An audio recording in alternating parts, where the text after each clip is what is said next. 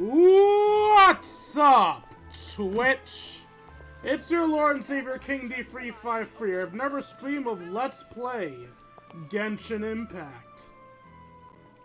Today, our plan is to take part in Arlechinno's character story, which I assume will get us. Ooh, the kitten is here. Hello, Itty. No, it's not a kitten. I don't know why I read Biddy as kitty. Hello, Itty Bitty Nanobites. Glad to see you're here. So, yeah, the plan today is to do Arlechinno's story quest, which, in theory, will get us Arlechinno's boss fight, which will be, fun. Or horrifying. Who knows? And our team of choice today will be the new Valette team, because I'm not gonna lie, I kinda dislike that this story quest does not revolve around one of the two Archon fillers. I don't know why it doesn't revolve around these two, but whatever, I guess. I don't know, man. I just feel like the extra quest should always revolve around the Archon. It did all the other times, so why the hell isn't it doing it this time? So yeah, we'll be taking new Valette, Farina, and the people that I feel work with them there.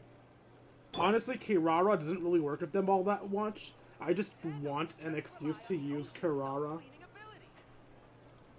And if you're wondering how Kuki works with them, I'm a greedy asshole that likes damage, so normally I have Farina in this mode, which constantly drains your health. So with Kuki constantly healing me, I have a self-sustaining army of squids, and it's great. Anyway, let's do our usual warm-up. And fittingly, Arlechinno is being summoned alongside her family here, so we're going to be going over their stuff. First, the lady of the hour, Arlechinno herself. It is Arlechinno, right? Not Arlechinno? I assume it's Arlechinno. Arlechinno's elemental skill deals pyro damage to nearby opponents and applies blood debt derivatives to them for a period of time. After using her charged attack or elemental burst, she will absorb nearby blood debt derivatives, gaining a bond of life. Arlechinno enters the Mask of Red Death state when the value of her bond of life exceeds a certain percentage of her max HP, causing her normal attacks to be converted to deal pyro damage, and consume part of the damage of her part of the value of her current bond of life to deal increased damage on her bond of life and attack. Her elemental burst deals AoE pyro damage and removing the remaining CD on her elemental skill and restoring her HP. So in other words, you skill a lot to do big numbers of damage. Stand clear. Didn't mean to do Fire you. it up. Overruled.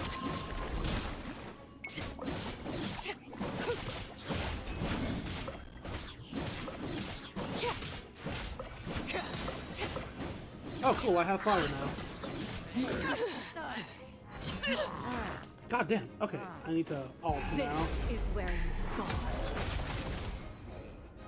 Well, that was. Did I glitch after that? Don't get too close. No, my sword. Rain outlines your fate. Animal test 6308. Animal hypostasis emulation. Witness the power.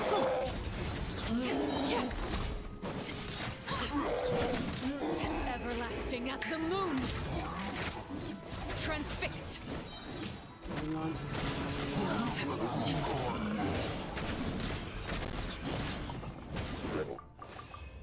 Well, she definitely feels strong. But of course she feels strong. Everyone always feels buffed in the trial. Also, with my inability to dodge correctly, I don't know. She feels very dangerous to use.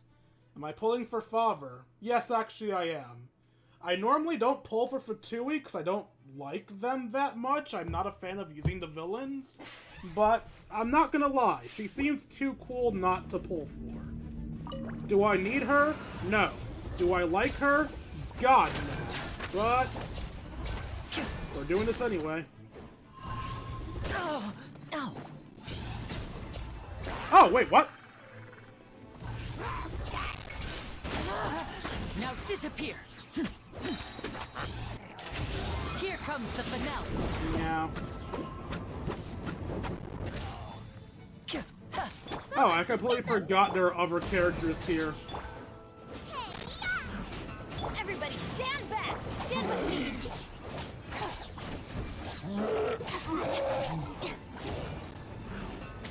I'm sorry, am I supposed to be using Lenny? I forgot. Purify!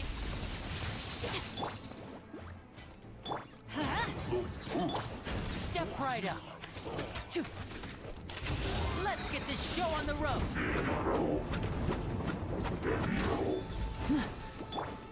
Nice and spicy! Teamwork is dreamwork. Eat this!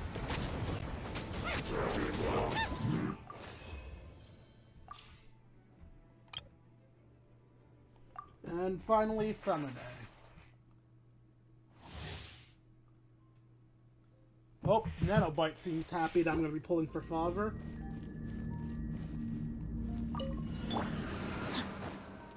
Know my sword! Rain outlines your fate. Let me weave you a... You're open. Get your guard.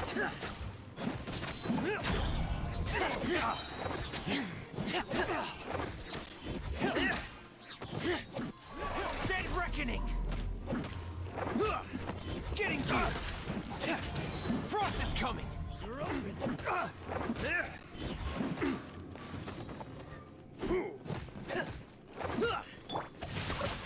Witness the power of Gugwa. Huh? Let's dance.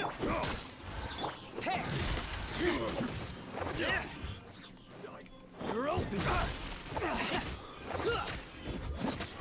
Commencing cleanup. Frost is coming. Getting here. It's the fury. Frost is coming. Pair. Frost is coming. Getting here.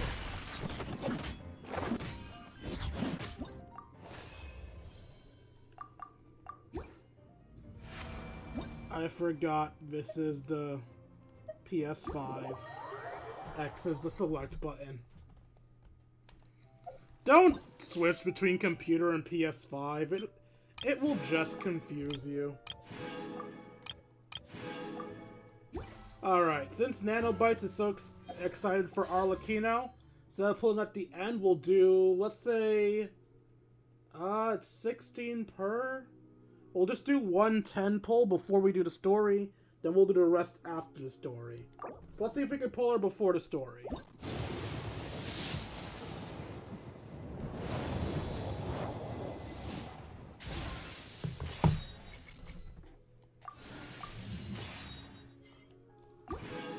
Alright, we'll try again after the story, because there's gotta be some build-up, man. There's gotta be a reason for you guys to want to stay. Alright, so let's actually do Arlechinno story quest.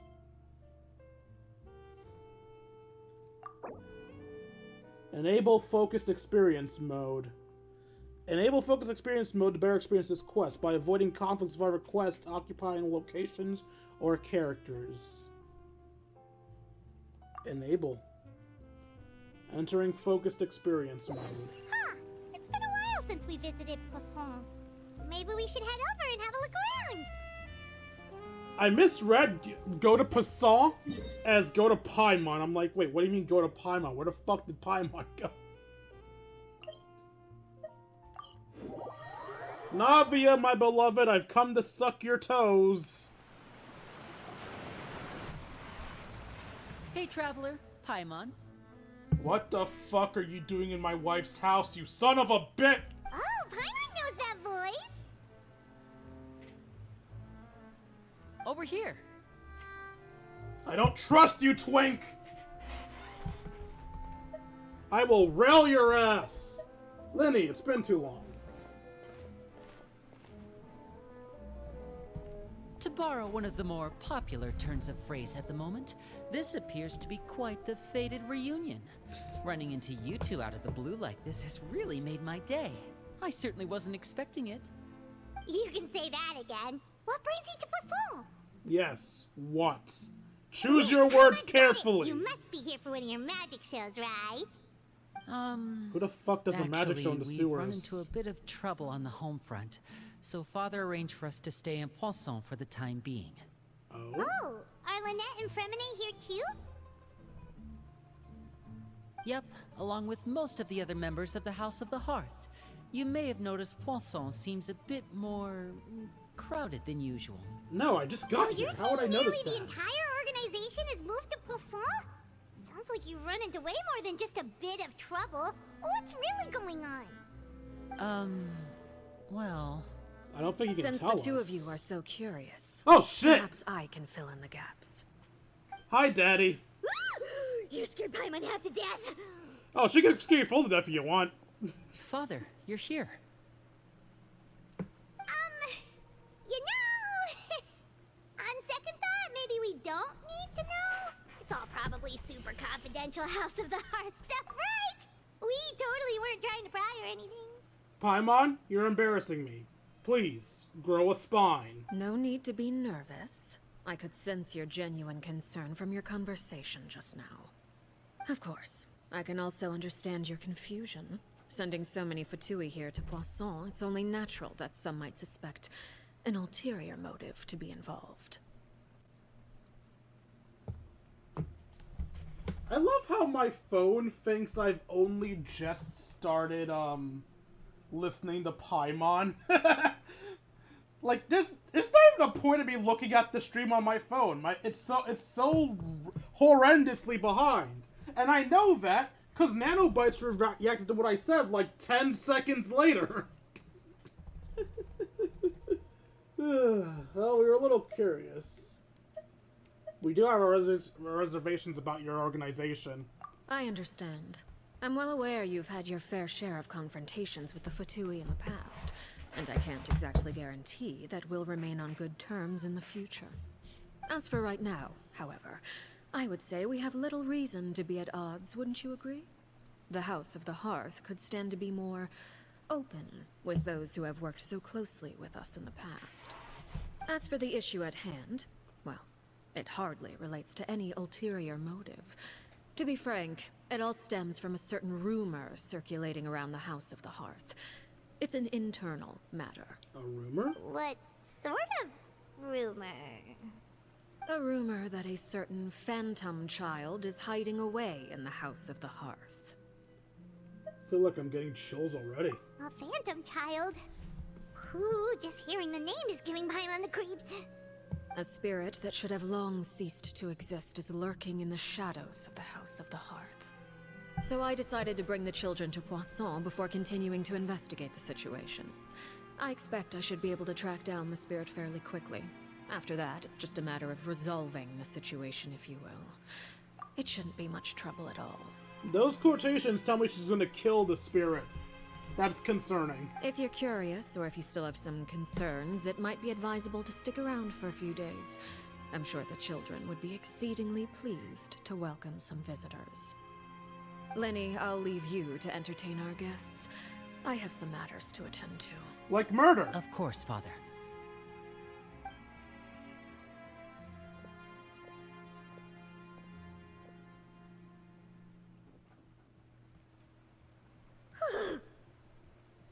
Well, Twink, entertain us. Couldn't help but feel intimidated during that conversation with the knave. Now that she's gone, it feels like I can finally breathe again. She also suggested that we stick around for a few days, but why? It has long been a dream of mine to invite you to our home and introduce you to my other siblings. Technically not your home, but go on. You're quite well known in the organization already. A lot of people have been talking about you, especially after everything with the prophecy. I question if that's a good thing that I'm well known among the House of the Hearth, with how many f***ing Fatuis I've killed. And yes, the Traveler has killed Fatui. If you notice the animations of the characters you defeat, Fatuis and Hilly Churls outright die when defeated by the Traveler, while others tend to escape and stuff. If you're willing, why don't you stay a while and have a little chat with us? Alright. We don't have anything else to do right now anyway. But let's be clear, we're just gonna be there as guests, okay? Don't get any funny... Oh, wait a second. For your guests, that probably means we'll be treated to lots of yummy food, right? Of course. During our stay in Poisson, we've been helping out the locals with some fishing. We bring in quite the bounty every day. In fact, today's the perfect chance for me to show you what I can do in the kitchen. Alright, don't poison Let's go. me. I'll take you to where we're staying. When the hearth flame goes out. What the fuck was those words above my head? What just happened? A child who doesn't exist.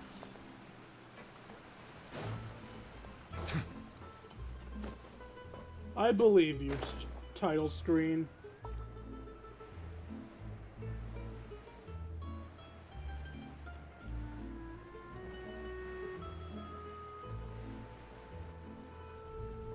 We rented this house from one of the locals to use as a temporary base. I'll come back later and tidy up a bit. After that, it should be all ready for you to stay in tonight. I'm going to assume that just Linny, Lynette, and Fremine is in this house. Because if you expect me to believe the entire fucking House of the Hearth is in that house, I'm gonna call bullshit. Awesome, thanks! So, where are we off to now? Well, when I happened to run into you two earlier, I was actually in the middle of distributing some supplies. With this many people staying in Poisson, we have to bring in outside supplies every now and then. I should probably make sure the rest of these provisions get delivered. Otherwise, people might start to get antsy. Okay, we'll come with. If anything, we should split up so we can deliver them There are all faster. sorts of rumors about your organization floating around out there. Paimon's not sure if she could even take a wild guess as to what's true and what's not. But now that we finally have the chance to see a day in the life of the house, we can take a good look at how you operate! Well, you're more than welcome to come along. Just follow me. Alright, where are we going?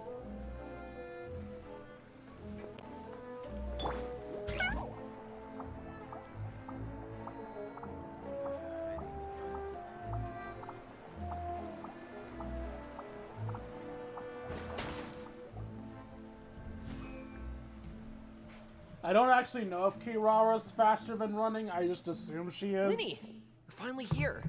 The supplies. I'm assuming you've... Brought them with me? Yep, here you go. Hello? Something caught your eye? It's the Traveler and Paimon! No way! Are you supposed to be kids from the House of the Hearth? Hurry! The Traveler and Paimon are here! Why are you so excited? I've killed your kind! Mostly outside of Fontaine, but still. Time, please. Don't crowd around them all at once. We don't want to scare off our guests now, do we? Oh, it's alright! Gotta say, Paimon didn't realize we were this famous. How the f do you not realize course. that yet? Father and Linny have told us so much about you. Father told us about how you helped Linny. According to her, you're a trustworthy friend. And as far as she's concerned, that's pretty much the highest compliment we've ever heard her give. As you can imagine, everyone's been very curious about you. I heard the Traveler is so strong, he can move a mountain with his bare hands. I heard Paimon eats so much that she can clean out the entire pantry at Hotel de Boer in just 3 days. 2. That's the rumor you heard about Paimon? They're right. Not cool at all. Mine's also a bit of a stretch. Oh, wait. When guests visit, you're supposed to give them gifts and stuff, right? Oh, we don't need something like that. Besides, we don't have anything to give to you. Screw that. What do you got, kid? Come on, we insist. I can give you some of my new potions. Just pick your poison. And by that, I mean medicine or actual poison. I've got both. I fucking love that line. I love this child. She will murder me one day, but I love this child. Or maybe Shaplo can teach you guys about stealth. He's super good at it. He's never been caught. Ah, now that's not a bad idea. I know you usually prefer to fight head-on, but it never hurts to expand your bag of tricks, right?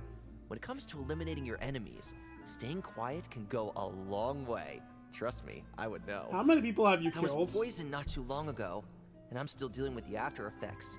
So I'm not quite as good as I was before, but I could still give you some pointers. How did you survive being poisoned? Wait, When you said gifts, I didn't think you meant poison and stealth tactics. Honestly, I'm perfectly fine with these gifts. But those are the best things we can give you. You don't like them? Ooh, how about this? Tell me the name of someone who really annoys you, and we'll teach him a lesson for you. Child. Kill child. Also, hi, Pika-Twig. Neat, my two biggest fans are here. It's kind of sad that I consider Nanobite's one of my biggest fans, but that's what happens when you're a small content creator. The dangerous suggestion keeps on coming one after another. Old Selwar. I think that's enough suggestions for now. When it comes to being a good host, it's the thought that counts. You don't need a physical gift to make our guests happy. In fact, pestering them with suggestion after suggestion might make them more annoyed than anything.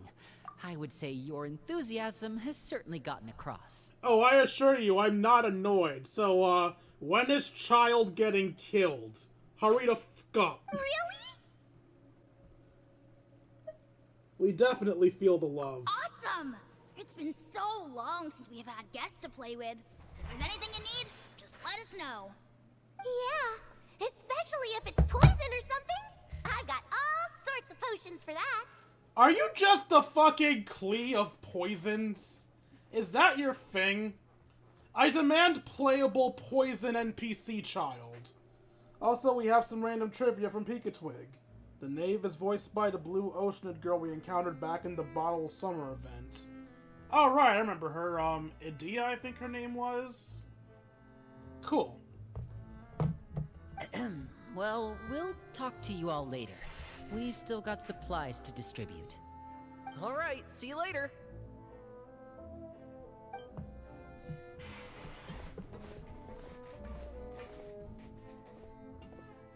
Bye! Bye, psychopaths. Lenny, about all that poison and stealth tactics talk just now. Scared you, did it? That kind of talk comes with being part of the House of the Hearth. When Foltz was really young, he strangled all of his family pets, just out of curiosity.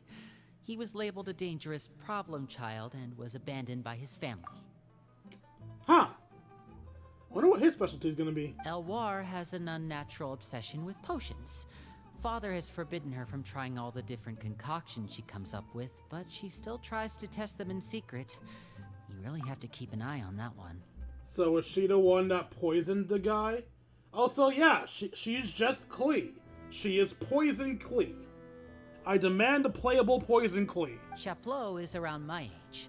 While I'm mainly responsible for collecting intelligence, he handles surveillance. He's very passionate about his work and has no reservations about taking on some very difficult missions. He looks older than Lenny. I know you two probably aren't used to that kind of talk, but I can promise you they only had the best of intentions. Things like stealth tactics and developing different poisons, they really mean a lot to them.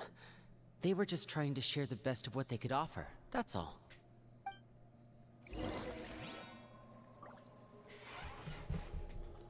Alright, so the knave recruits psychopaths. Noted.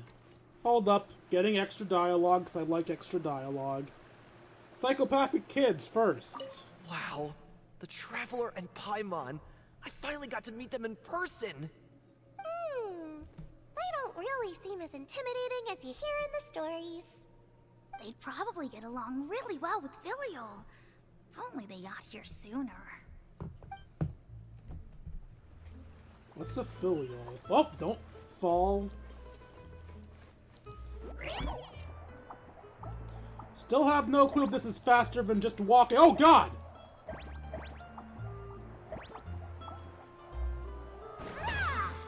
I almost fell to my death. Well, I guess not to my death, to my mild inconvenience.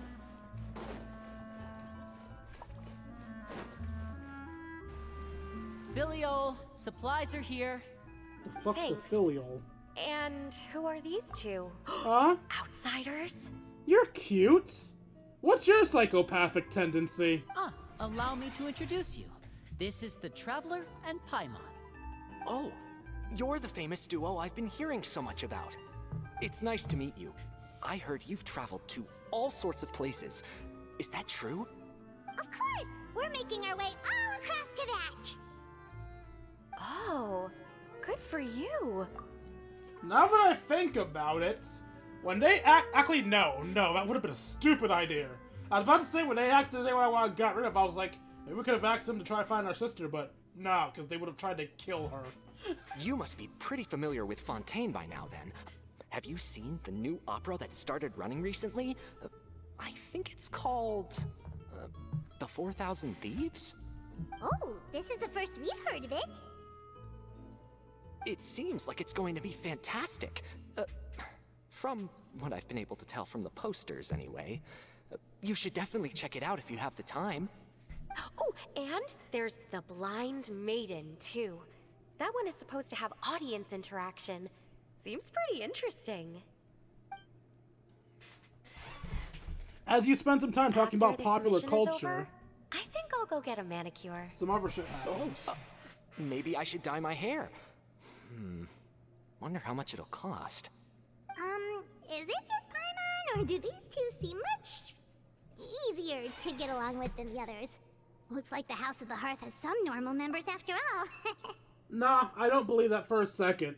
I'm convinced her manicure is going to be weaponized nails, and his hair dye is probably for a stealth mission or something. I heard that. Oh! Oops. I'm guessing you're referring to Foltz and the others? Yeah, we're definitely not all like them. I bet those crazies are practically foaming at the mouth right now. I'm sure they just can't wait to get back to Snezhnaya to carry out the plan. That's enough, Filial. Don't talk about family members behind their back, right? Whatever. Let's go. Guess this is goodbye then. If you ever have some time, we should go see the opera together. Would love to. I may or may not kill your father by the end of today, though. I don't think that counts as a spoiler. We're all expecting to fight that's it for the Arlechinno. supplies. We should probably head back as well. If we must. Ooh, someone's watching us. At least I think that's what that angle Well, they didn't means. seem too happy with each other. Seems like there could be something more going on here. We should observe for now. You're right. We're only here as guests after all. Oh, Winnie's getting super far ahead. Come on, let's catch up. Sure, the Economia Express will catch up in no time. As soon as I realize what direction he's in. What direction is he in?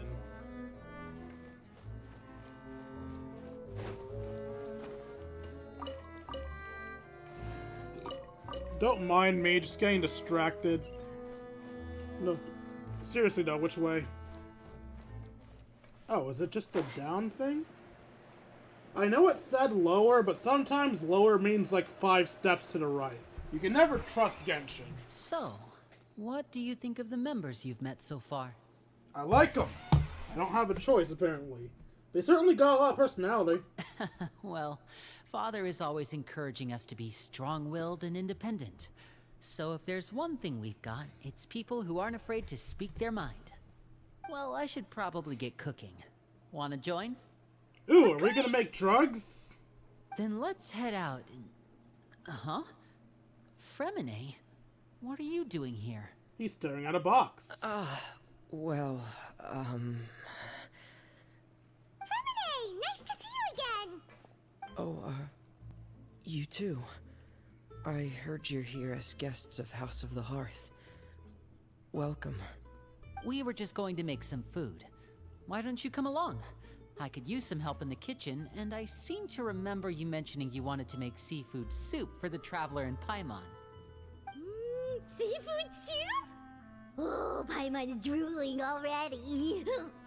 Were you looking for something just now, Fremine? Maybe I can help. It's nothing.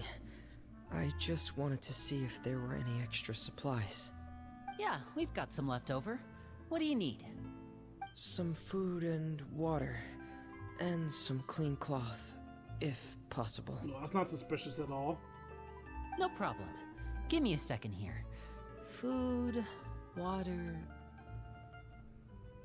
Wait a minute. What do you need all of those for?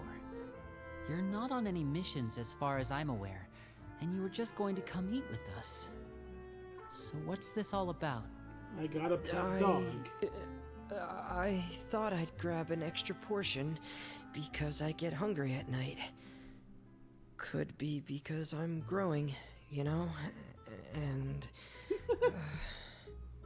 Fremine, you remember what I told you? You're not like me. Your lying skills still need some work. How could you tell? And don't tell me because he was hesitating. This is fucking Fremine. He always hesitates. How could you tell? Tell me what's going on. Is it really bad enough that you have to keep it from your own brother? Maybe it'll be better if we gave them some space. Oh, I want to see the family drama. I want to see my two favorite twinks kill each other. This is the first time I've seen that kind of look on your face. Whatever happened, does it have something to do with Father? Yes. Just follow me. Is that to just Lenny or all of us? Well, the game's telling me to follow him, so I guess it's to all of us. What the fuck was that sound? That wasn't a cat meow.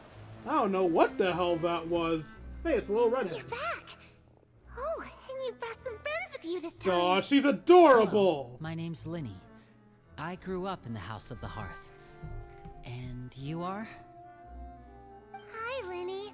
I'm also a child of the House of the Hearth, just like you. Are you? You can call me Clairvy. Clairvy? It's nice to meet you. Does that name ring any bells, Lenny? No, not at all.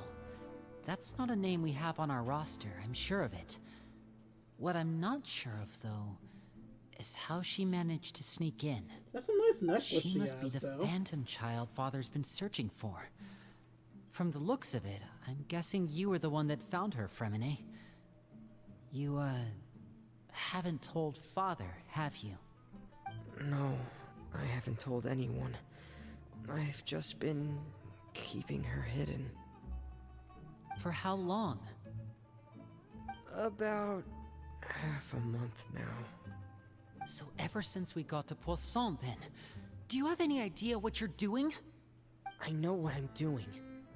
Really? Because from where I'm standing, it looks like you're hiding the very person Father has been trying to find. If Father finds out about this, everyone involved is going to be punished. There was only one person You know involved. the rules of the House, Fremine. I know you do. Father doesn't tolerate any form of betrayal. So why are you doing this? I've thought it through. And I just can't hand her over like that. Linny, don't you remember last year? Sheplo nearly died after getting poisoned during that one mission. He wasn't able to get back before the poison started taking effect, and not a single person was there to help him. That night, while I was sleeping, I heard a voice telling me to go save him. I opened my eyes, but I couldn't find the source of the voice. I thought maybe I was just hearing things, but I went to look for him anyway. Luckily, I got there with enough time to save his life. I know it's extremely stupid of me to stop here and think about this, but I can't help but wonder, is that voice the little girl? I mean, the answer will come, clearly. I don't know, man. I like to think out loud. That feeling of being haunted, of hearing voices. It's happened many times in the House of the Hearth.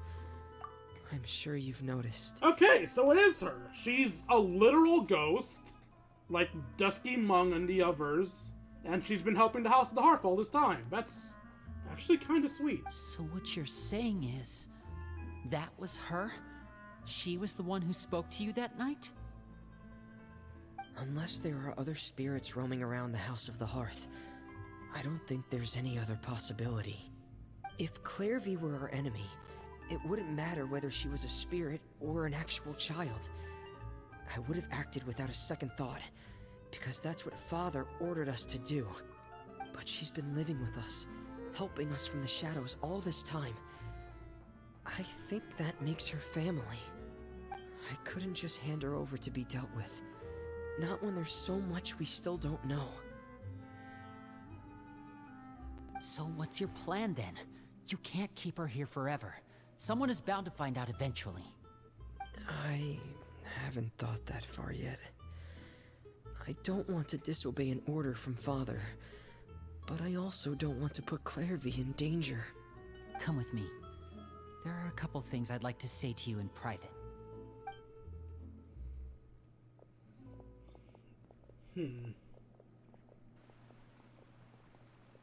Oh, I guess we're gonna hear it anyway, even if we're not there with them physically. Never mind. These two sure care a lot about each other. Well, they got a funny way of showing it. From where Paimon was floating, it sure seemed like they were about to bite each other's heads off. I could get that from Lenny. He definitely feels like he could bite Fremne at any moment. I don't get that from Fremne at all. No way. They have a really deep bond. I could tell right away, because I also have a friend like that. Oh? I just don't know how long that kind of bond can last. What do you mean? The darkness in the house runs deeper than you can imagine. No one can get out alive. Well, that's not disturbing at all. I'm sorry, Lenny. I really didn't mean to drag anyone else into this. Oh, really? You didn't mean to? 'Cause I, for one, wish you did. Huh? What do you mean? You know, when we were younger, you didn't call me Lenny. You called me brother, just like Lynette. We grew up together, the three of us. We were all orphans, all rescued by Father. Of all the siblings in the House of the Hearth, I think our bond was the closest. Later on, when you started calling me Lenny, I wasn't actually surprised. After all, Lynette and I are related by blood. We've had to depend on each other to survive long before we joined the house. Lenny, The darkest and most difficult moments of my life happened before you and I had ever met. I'm sure that's true for you as well. Even so, Fremine, we've stood by each other for all these years now, and to me, that means more than blood. You and Lynette are the most important people in my life. No one can replace you. So I won't let you face anything alone. Not if I can help it. So was the whole, don't you know that everybody related to this will be punished thing was just bullshit then? How do you switch from everyone who touches this will suffer to, you should have let me in, I would help you? Make up your damn mind. Oh, looks like things are getting kind of heated between Lenny and Fremine. Maybe we should go check on them. It looks like the exact opposite. They've softened. You're blinder than me, Paimon. That's saying a lot. Alright, time to interrupt the conversation. I should put my clothes away. What the? Wait, what? Hey, what? Ah, what? Ah, the, what? The, oh, she's back. What? Harry? Huh. Looks like she's not here either. You're gonna disappear again, aren't you? Yep. Where is she now? Yeah, she's back. It's time to eat. Alright, you gonna eat your little sandwich thing? Is the sandwich gonna disappear too? No? Are you done disappearing? Is this your final act? Okay, I guess she's just stuck here, eating a sandwich now. Or is that a lasagna?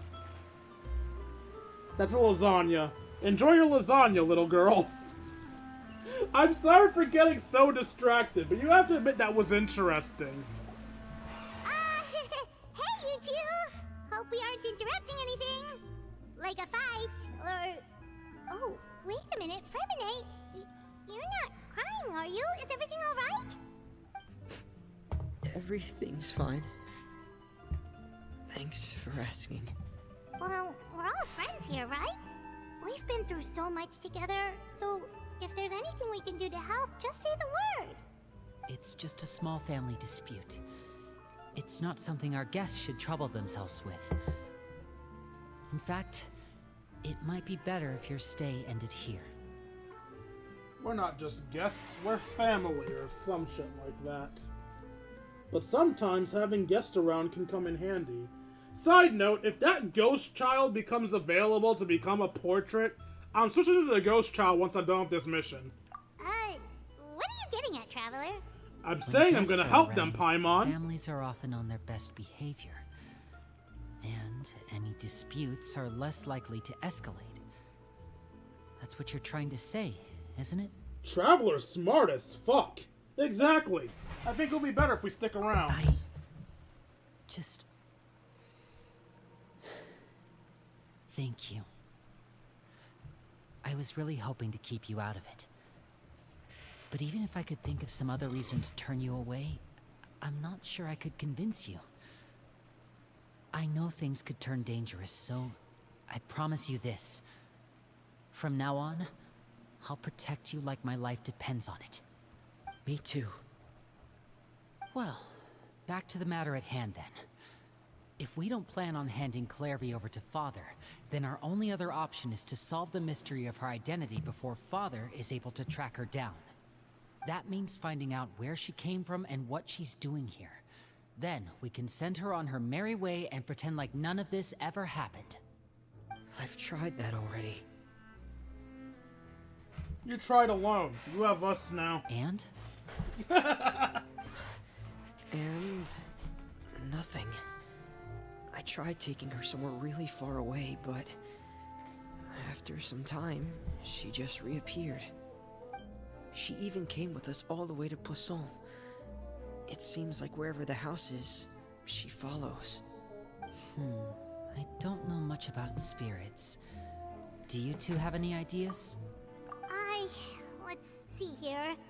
Paimon remembers hearing something like, if you fulfill a spirit's last wish before they die, they'll let go of whatever's keeping them here and return to the ley lines.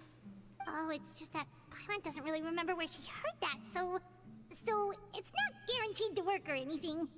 Well, sounds like it's worth a shot. Guess that means we should go ask her about her wish. But first, Fremine, I need you to promise me something. What is it? I need you to promise me that this will stay between the two of us. We're the masterminds behind this whole thing. No one else gets involved. Can you do that for me? Man went from, you're gonna get everyone else in trouble, to, you should have told me, to, let's hide this shit from everyone, including Lynette. He really can't make up his mind. Of course. I promise. Alright. Then let's seal the promise just like when we were kids. Fist bump on 3. Ready? 1, 2, 3. Bump. I swear. Lynette just appeared out of nowhere! I love it! I love Miss Cat Girl! Whoa! Lynette! Good night, Nanobites. Hope you enjoy your rest. I'm sorry you won't be here for the rest of the polls or the boss battle. But hey, remember, you can find the rest of the video at YouTube if you want to check it out later. Sweet dreams. You scared us. But what a surprise! What brings you here, dear sister?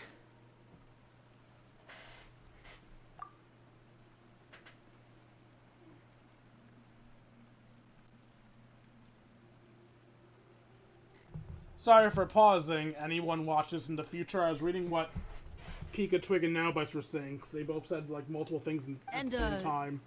When exactly did you get here? Why are you patting her?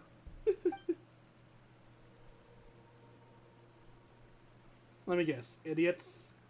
You're an idiot, brother. There it is.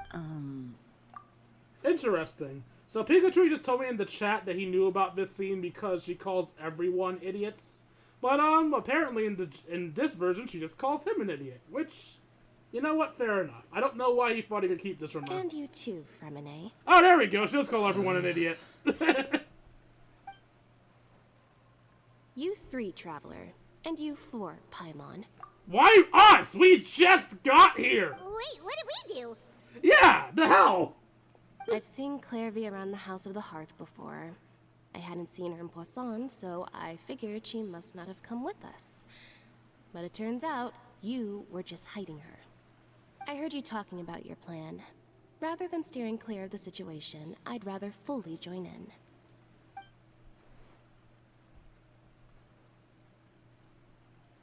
If you don't agree, I'll have no choice but to report everything back to Father.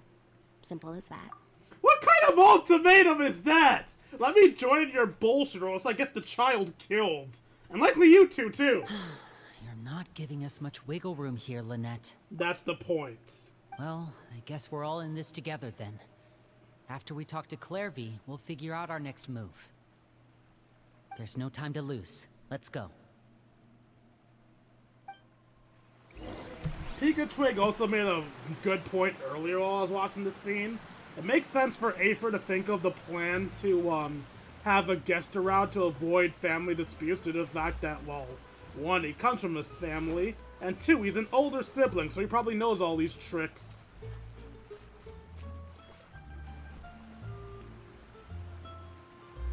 I'm full. Thank you for bringing me this food, you guys. You didn't even touch the damn lasagna! Also, can you eat? You're a ghost. Can you eat? She said she's full, but the food doesn't look like it's even been touched. Oh! Well, thank you for answering me. Well, she is a spirit. She can't actually eat. That's right. Based on what I've been able to observe, it doesn't seem like Clairvy can interact with the physical world at all. Still, when she's presented with food, she'll always linger around it for a good little while. Maybe, in her mind, she really is eating those things. Does she know that she has already passed away? I've tried to ask her, but she didn't answer. My guess is that she's just as confused as we are. Or maybe she couldn't understand the question at all. Clairvy, if you've got some time, I'd like to ask you a few questions. Sure. Oh, another new friend. Hi, I'm Clairvy. Hello.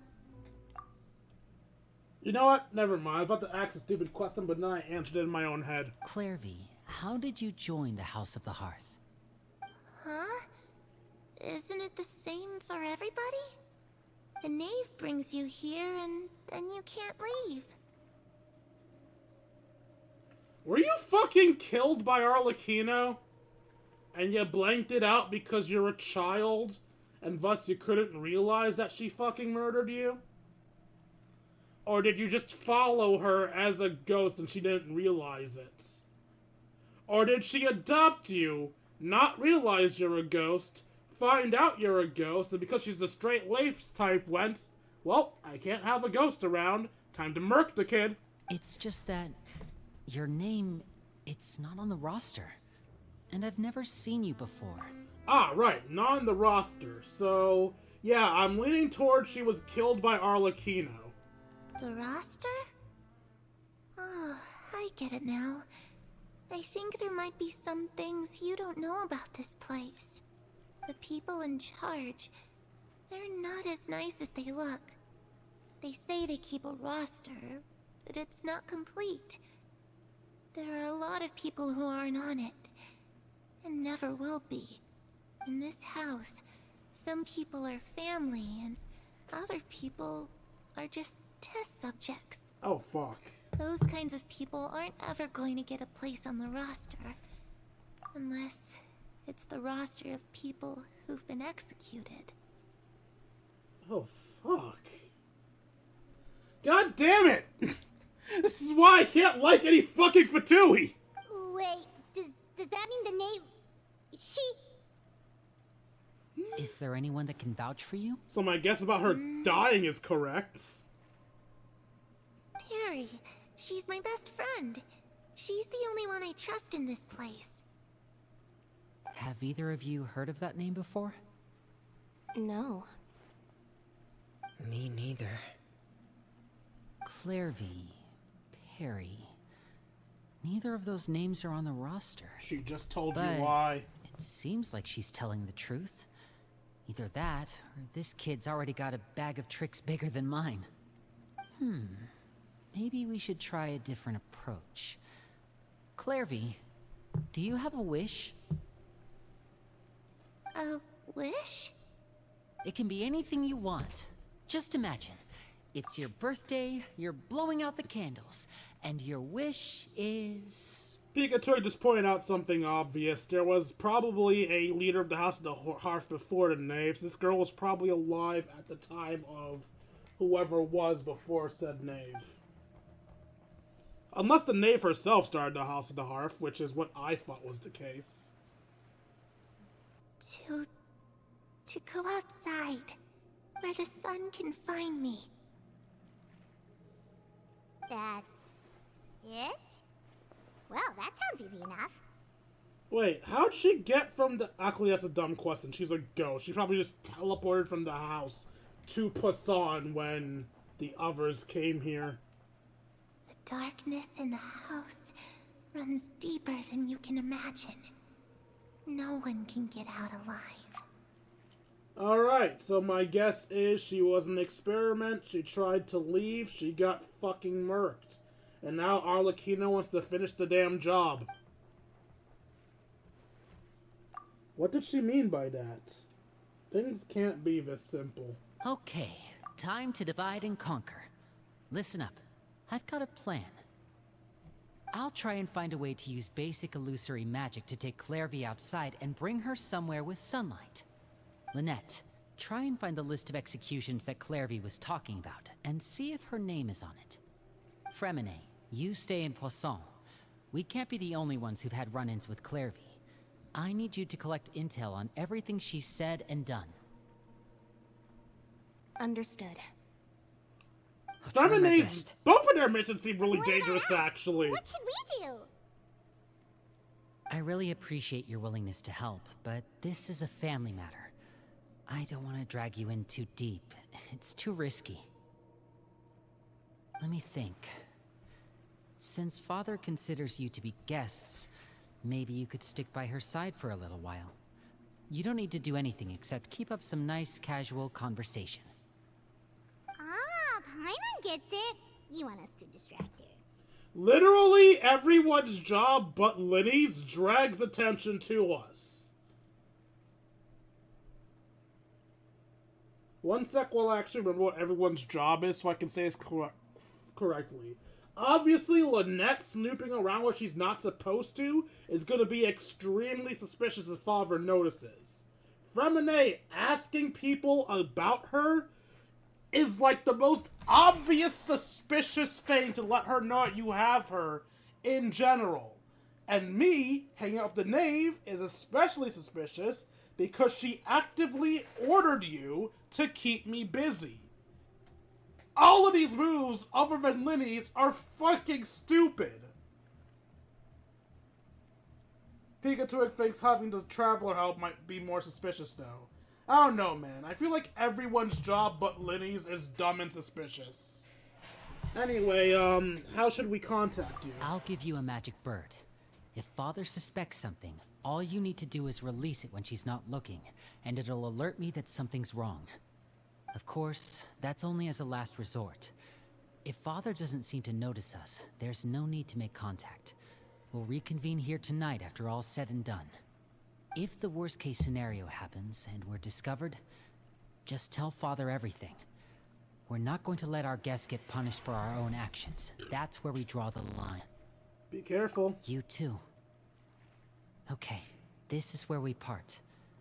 Father should be at the beach nearby.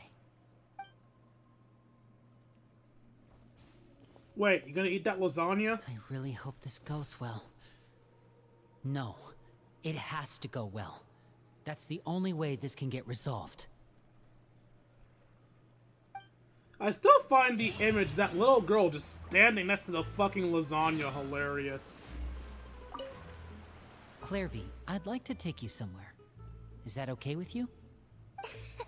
Sure. Where are we going?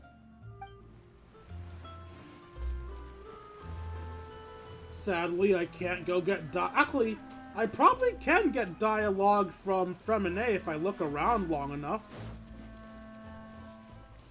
Fremine is looking for intel, so he has to be around here somewhere, right?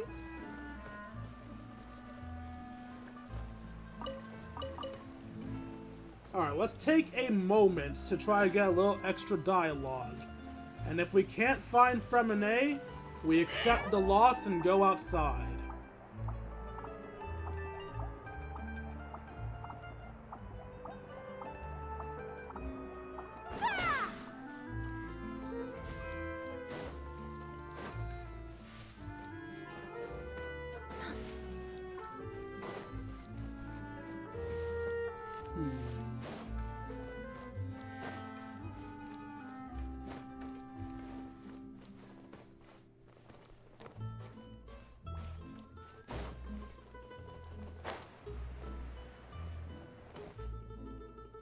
Alright, let's go down now.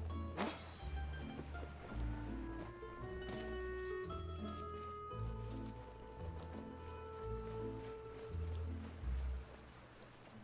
Okay, here's Fremine. Where should I start looking? Literally anywhere where there's people. Lenny is a great guy. Happy I managed to get him. To level 65. Lenny is the only member of the group that I have not gotten. It is a waste of time trying to find Lynette. But I'm still going to see if I can find Lynette.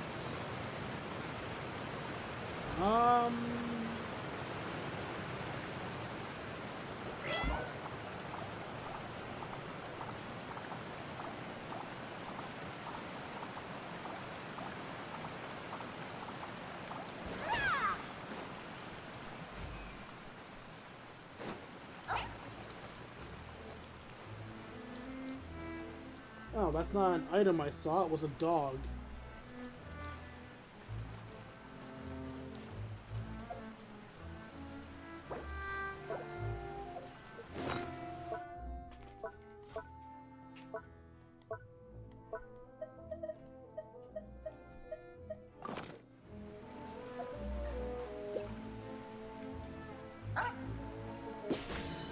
My dog.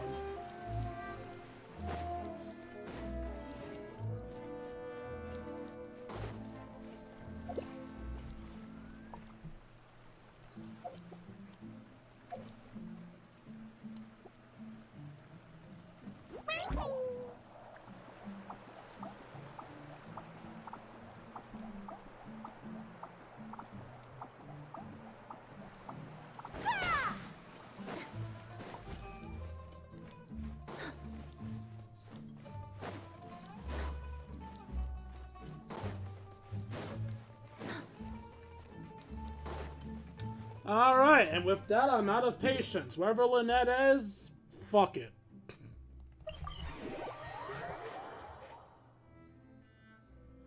Nobody has been able to locate Lynette at all, so we're free to continue. Ah! I'm sorry for not noticing that earlier, Pika Twig. I appreciate your assistance, even if I was unable to see it.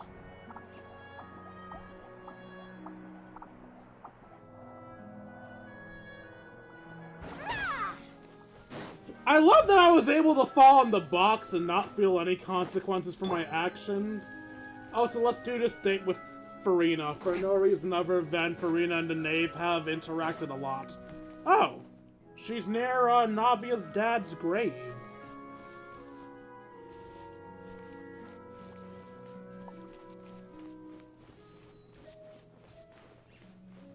Since this one has a reef, I'm going to assume this is Malus/Silver's, this is her father's, and this is the other one? Maybe not, I don't know.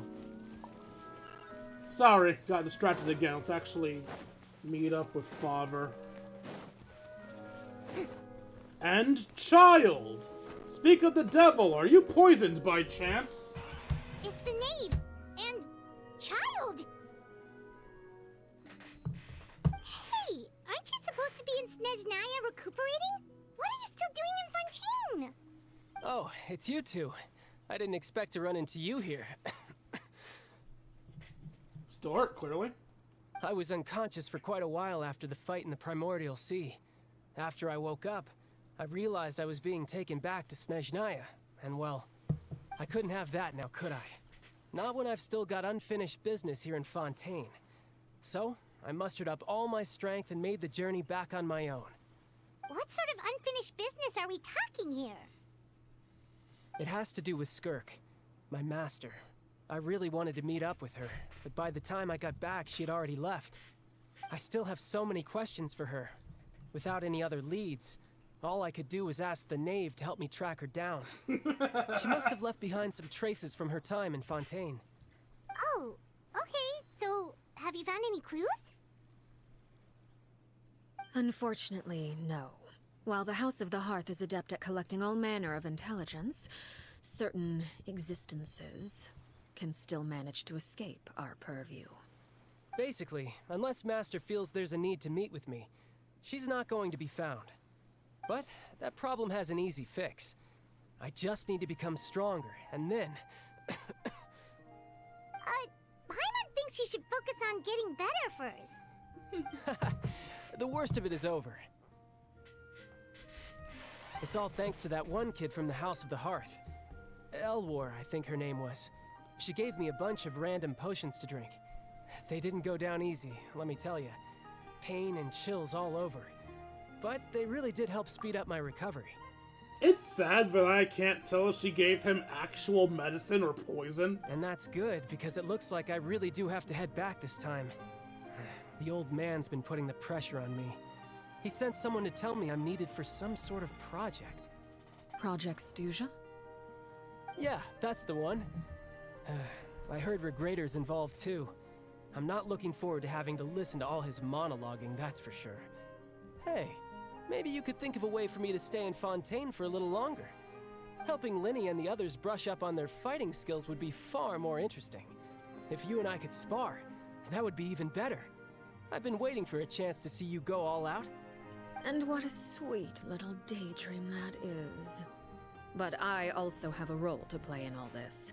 I'll be leaving Fontaine shortly as well. Besides, considering how little they see fit to step outside the homeland, being called on to return to Snezhnaya by such illustrious dignitaries, what a great honor. Wouldn't you agree? Please stay away from that, Lynn child. I'm tired of seeing you. Oh, Pikachu, I'm sorry to disappoint you, but there's no way in hell we're going to the land of war and battle and not seeing child. One I could do without, I'd say. Is it just Paimon? Or does it kind of seem like they're... Just casually trash-talking their colleagues behind their back? Yeah, it's just every fucking worker ever. Are you guys new to work? So, dear guests of the House of the Hearth, to what do I owe the visit? Well, we just... Hi, Daddy, I wanted you to step on me. I wanted to learn more about you. And how to get you to step on me. What? Right! We're super close to Linny and the others, but we still don't know much about you! Oh, and if it wasn't obvious, that's just me trying to be funny and failing miserably. I'm actually not that attracted to the knave. She's not ugly, but I care more about a character's personality and their looks, so... The standoffish, clearly evil leader of a bunch of mistreated orphans, yeah, no, she's not my cup of tea. Is that so? Introductions have already been made, have they not? Oh, well, you see? There's only so much you can learn about someone from a short introduction. At least tell us something a little extra, like... Why do you call yourself father? Are you a trans icon? Good question. I'd also like to know. The fact that you have to ask tells me our intelligence work has been quite successful. Telling you the answer to that question would only serve to undermine that success. And we can't have that, now can we? Is it really Spoken that like big of a diplomat. deal? That was some expert sidestepping right there. Well, if there's nothing else, I think I'll take my leave. I still have a small matter to resolve at home. Wait, don't go! She's gonna be so tired of our shit. If the knave leaves right now, she's sure to run to Linny and Clarity. Should I release the bird Linny gave us? No, we should try to get her talking about something else first. About the House of the Hearth. What does the organization mean to you? I'd also like to hear the answer to this. Is Child trying to help us, or is he just, like, really curious? I've met some of the members of your organization, and they all seemed like really good kids. They actually reminded me of Tonya and Tusser. Oh, that's interesting. I know I shouldn't keep pausing to react to my stream goers. I mean, I should interact with them, obviously, but I probably shouldn't be pausing the story to do this. Anyway, Pikachu here seems to hate the Harbingers, but still like Linny. You know what? Fair enough. I guess even though he's attributed to the Fatui, doesn't necessarily make him a Harbinger. Would he become a Harbinger now? I know he's gonna take over the house for the knave. Didn't think he was gonna become a Harbinger though. Interesting thoughts. Which, by the way, if you ever betray them, I'm just letting you know, I won't let you off easy. Interesting. It's too bad I don't own. Oh, it's too bad I don't own Child, because if I did, I'd definitely use him in the boss battle for that line alone. Sadly, I do not, in fact, own Child. And why would I betray them? Well, you've already betrayed the House of the Hearth once, haven't you? At least, that's what I heard.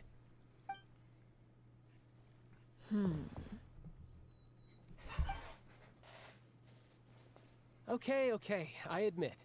That's just what the old man told me. The rooster, I mean.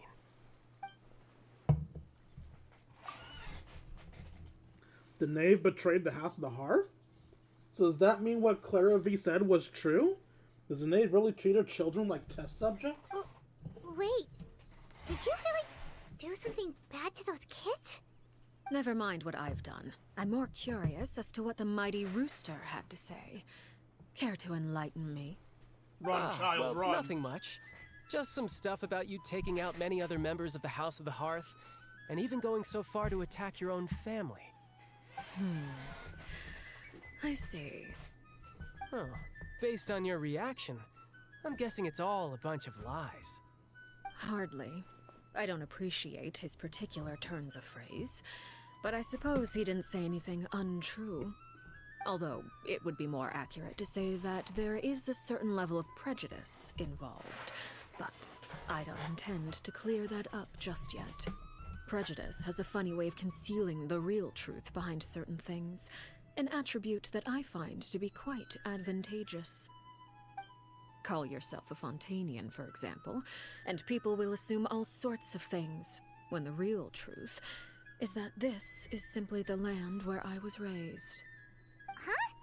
You're not actually from Fontaine? But So she would not have been divulged. With the prophecy and everything. What kind of stupid-ass question is that?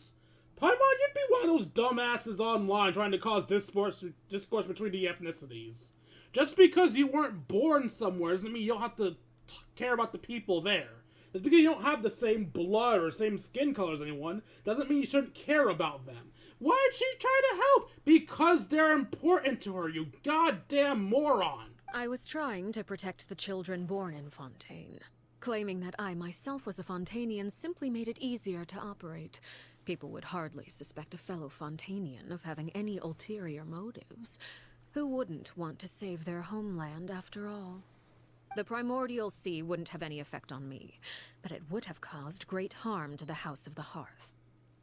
Well, you wanted extra information, didn't you? There you go.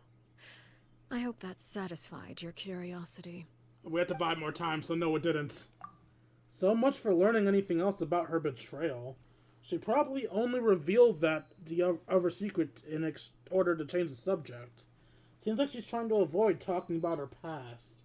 And, yes, Pika-Twig, I did in fact hear the news about Rooster Teeth. So, you stayed in Fontaine for the kids. I guess I was wrong to believe you'd betray them. Apologies. Looks like I was holding on to some prejudices myself. Good. Like I said, I like it when others have misconceptions of me. Actually, while I was recuperating at the House of the Hearth, there was something else that really caught my attention. I heard that members always resolve disputes and arguments with a friendly spar, and the loser has to back down. Seems pretty cool if you ask me. Would also give them plenty of opportunities to hone their skills. That seems really dumb for people that rely on stealth. Like that one guy and the little poison girl. Well, that's only a recent development. In the past, such spars weren't nearly so friendly. What? The losing party would lose everything, including their life. Well, fuck! They were that high stakes? Whew, at least that's not a thing anymore. I want the top bunk. No, I want the top bunk. Mortal Kombat ensues. Well, the current atmosphere's not half bad. I'm a bit jealous, actually. You've got so many family members around you, and you even get to live with them. Having a lot of family around means dealing with a considerable amount of bickering and scheming. Once Tonya and Tusser enter their rebellious phase, I'm sure you'll understand. Just imagine. Tusser becomes obsessed with plucking out strands from the rooster's mustache, or Tonya decides to dye her hair 42 different colors. I love how fucking mortified he is at the thought. Okay. I get the picture. As the conversation shifts to the topic of Tonya and Tusser, child something. It's the type of conversation that would usually leave you falling asleep, but something. Well, would you look at the time? I should probably get going. Traveler, Paimon, I'm not sure where our paths will cross next, but the next time we run into each other, we should definitely try and find some time to spar. Oh, it looks like it's turned evening. We got some decent time. Maybe this is a conversation we can have when you look less like you're gonna kill over. All right. Well, thanks for everything, Arlechinno. No thanks necessary. You also played a part in obtaining the Gnosis. I would say we can call ourselves even. I like the sound of that. Well, I'm off. See you all some other time. How are you leaving? There's no boat here. Are you gonna fucking swim? We should probably get going too. Do you want to head back with us? Oh? You want me to leave so soon? Oh, well, you see, We just wanted to walk, man. I'm rather enjoying the evening breeze. If you don't mind, I think I'll stick around for a bit. I have some things to think about. Apologies for not attending to you like a proper host. Please forgive this slight. I do hope you'll have a pleasant stay. We managed to keep her distracted until nightfall. Good thing Child was there to keep the conversation going.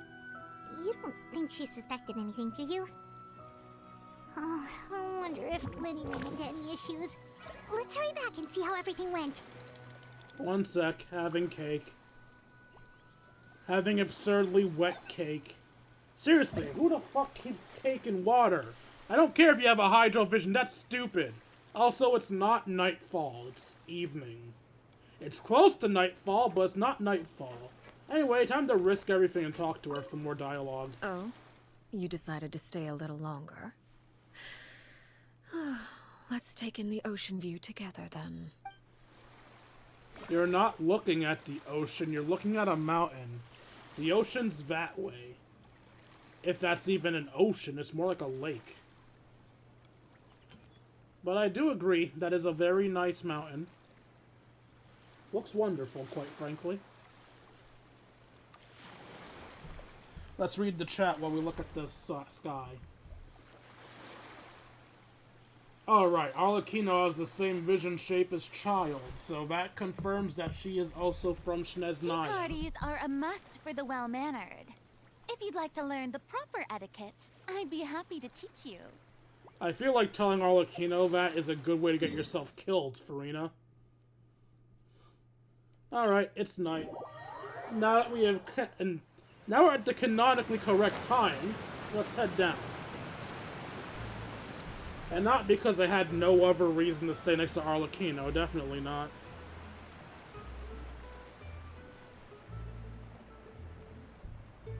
I see a Fremine. I see a Linny, and I see a cat girl. My two favorite twinks and my favorite robot. Linny, how did everything go? Well, long story short, we ran into a small issue. Clairvy can't go into the sunlight. What do you mean? Everything was fine at first. She followed me up to the surface just like I told her.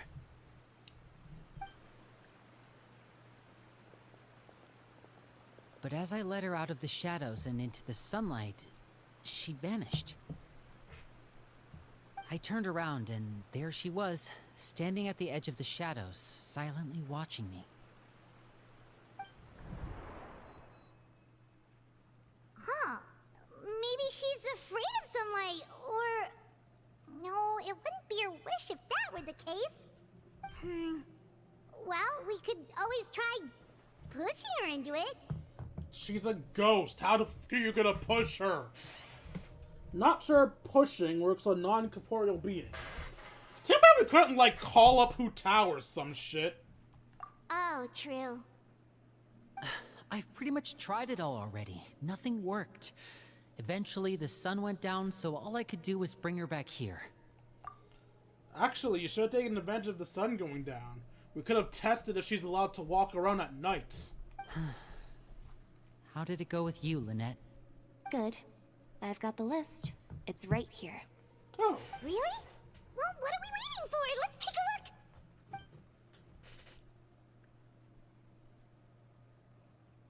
Oh, that's a lot of pages. Oh, it's gonna take forever to get through it all. We can each take a section. Here. How do you just split up a list? La Pouillade, L'Endroit, Chambert, Horaire. Why is it in reverse chronological order? Well, I guess I'll continue the reading. Horaire, L'Ondios, La Pondaya, John Beale. No, it's just the same one she just named. Yikes. That Horaire guy has a huge scar on his face. He's kinda giving Paimon the creeps. Ah, I've met him before. The scar is from an injury he received during a mission. I still remember him joking with me about it. He said any future lover would take one look at him and then lose all interest. Did he say anything else? Women Well, actually I asked tend if to there was like someone men he with was interested in. scars. He said no, and that's where our conversation ended. It was only later that I learned he really did have someone he liked. He risked everything to escape so he could be with her, but it didn't work.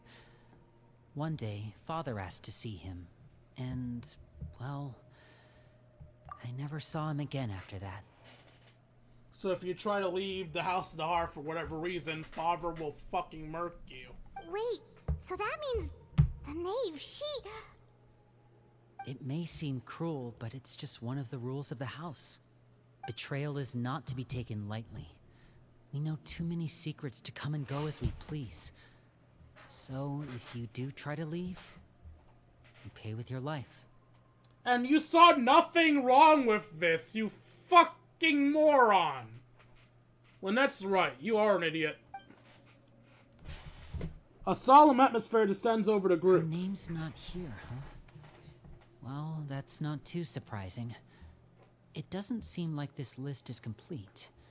It only contains records dating back around 5 years. Let's shift our attention then. Fremine, were you able to find anything out? Fremine. Sorry. I was thinking about something. I managed to talk to quite a few people, but I couldn't help but notice that the atmosphere in the house was a little... strange. Strange? Yeah, I mean, I know there have been arguments in the past, times when people haven't gotten along. Chaplot and Filial are a good example of that. Oh, those are two of the people that we met while delivering supplies. Paimon can see how they might not get along. They had very different vibes, and their, interests seem to be pretty different as well. So yeah, she definitely poisoned them on purpose. That's to be expected, actually. Father brought us all here, shared her knowledge with us, taught us how to fight. That's one thing we all share. But that's also where the similarities end. not all of us feel the same desire to stay here. As members of the House of the Hearth, we're also considered part of the Fatui.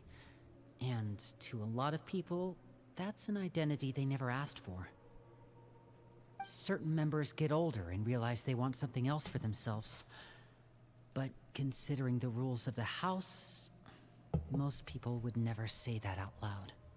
People like Chaplot and Foltz are loyal to Father and her vision. They're proud to be part of the Fatui. Filial and Nantoy, on the other hand, well, they aren't quite as enthusiastic.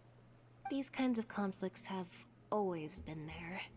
It's not like Father is in the dark about any of this. Well, that's true. But it just feels like things have gotten worse lately. Filial and the others, it seemed like they were meeting in secret to talk about something. I can't say for sure, but I think they've met Clairvy. Oh, cool. You The think screen's she's been freezing on me. inciting them to act out? No, not exactly. But I wouldn't be surprised if she said something to them about the darkness in the house and how deep it runs. She's told me about it before. Experiments being run on children. People being used as pawns on the battlefield without so much as the strength to survive. And they just believed all that? Without any evidence? Clairvy's words probably gave them the excuse they were looking for. Whether they actually believe them to be true is secondary.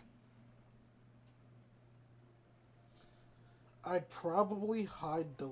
Oh, you're talking about the characters. Sorry, y'all. I read something Pikachu said, and I got briefly confused before remembering. I'm stupid sometimes. This is all because of Project Stuja, isn't it? Whoa. Hold on a second. What's this Project Stuja all about, huh? This is the second time it's come up now. Sorry, but I'm not sure of the details either. I only know what Father has told us, which is that it's something the Rooster and Regrader have been working on together. Apparently, it has to do with the Fatui's strategic plan for the future. Because the House of the Hearth was so successful in obtaining the Gnosis, we now have the honor of playing a key role in Project Stuja. Wait, but isn't that a good thing? So people who get Gnosi are allowed to take part in Project Stuja. So that would be for Mondstadt, Signora, who's dead. For Liyue, Signora, who's dead. Also, technically, Child helped in that too. For Inazuma, that would be Scaramouche, who betrayed them. For Sumeru, that would be the Doctor. And for Fontaine, that would be the Knave, who are presumably about to fucking murder. I say presumably because Child survived this fight with us, so maybe she will too. Alright, now my mental list is done. Key role is just another way of saying dangerous role. To us, the whole thing is an inconvenience. Father thinks so too, but she's in no position to refuse. Their plan isn't exactly unreasonable, and they've been funneling the house a lot of funding. It's just that we'll lose a lot of members in the process. Participating in the plan, it's an honor in name only. What they're really trying to do is subdue us.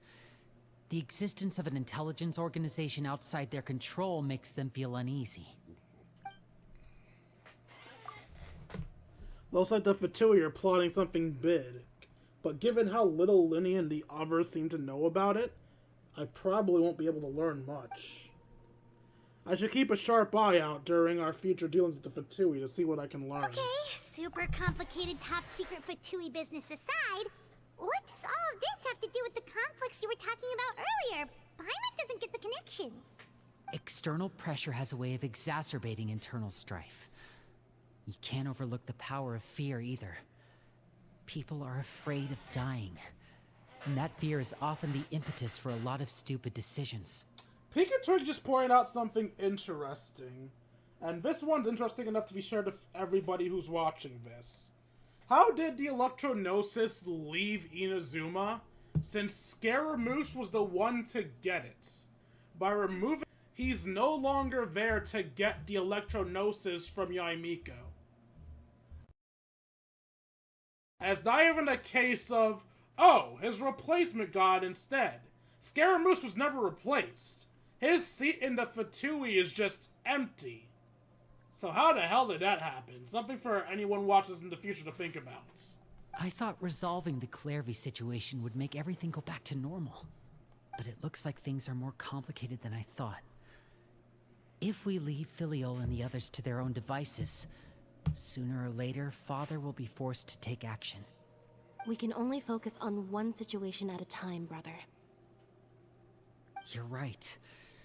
Even if we confront Filiol and the others, it won't do any good. It might even make matters worse. We should focus on Clairvy for now. Well, it's getting late. We should head back and get some rest. We'll try...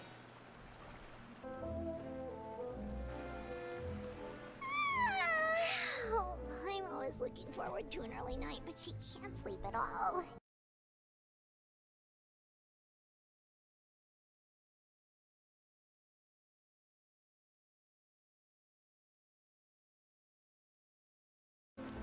Go sleep. Your mind races with all the shit that happens. I'm always looking forward to an early night, but she can't sleep at all. Hey, you don't think the knave will be too angry with Linny and everyone if she finds out about all this, do you? Oh, she'll be It's furious. even scary when she smiles. If she were to actually get angry... Ooh, you have to protect Paimon if that happens, okay, Traveler? You can just hide behind me. Trust is effort, Traveler. Look! Look over there! Oh, we were a lot closer than I thought. Clairvy? What's she doing over there? Quick! Let's catch up with her before anyone sees! And now I get to actually see where I'm going. The last time I did this, I had to do it on a very tiny screen because my actual visual screen broke down. Over there! We're lucky she decided to fade back into existence. And now she decided to fade out of existence again. Clairvy, stop doing that. Oh, where is she going? Oh, if someone sees her, we're toast! Clairvy, and she's gone.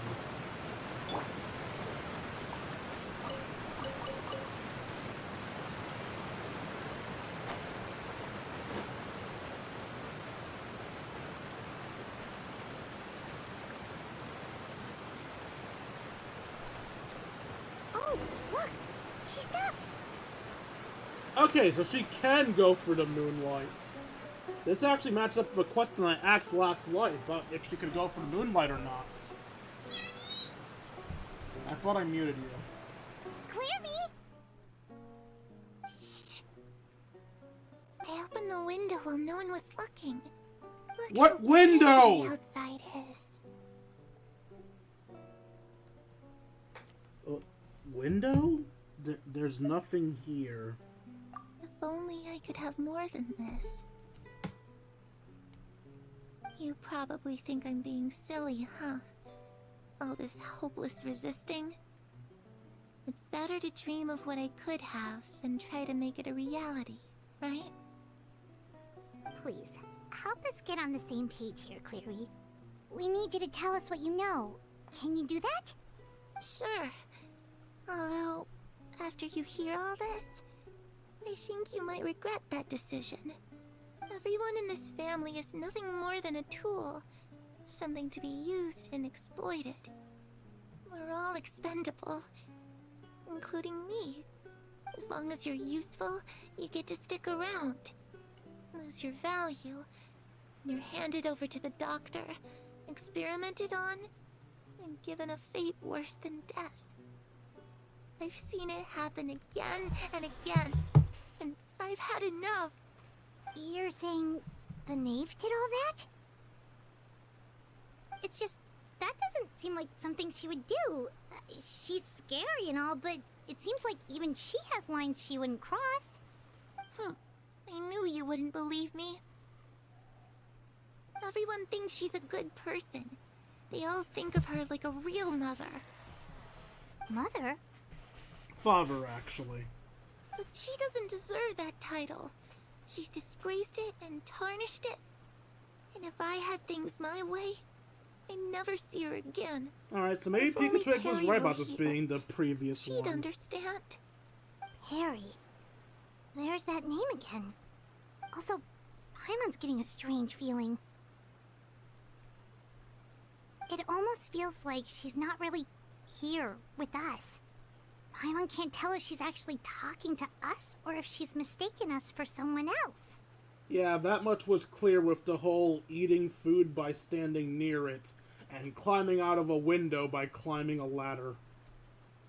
I'm not sure either.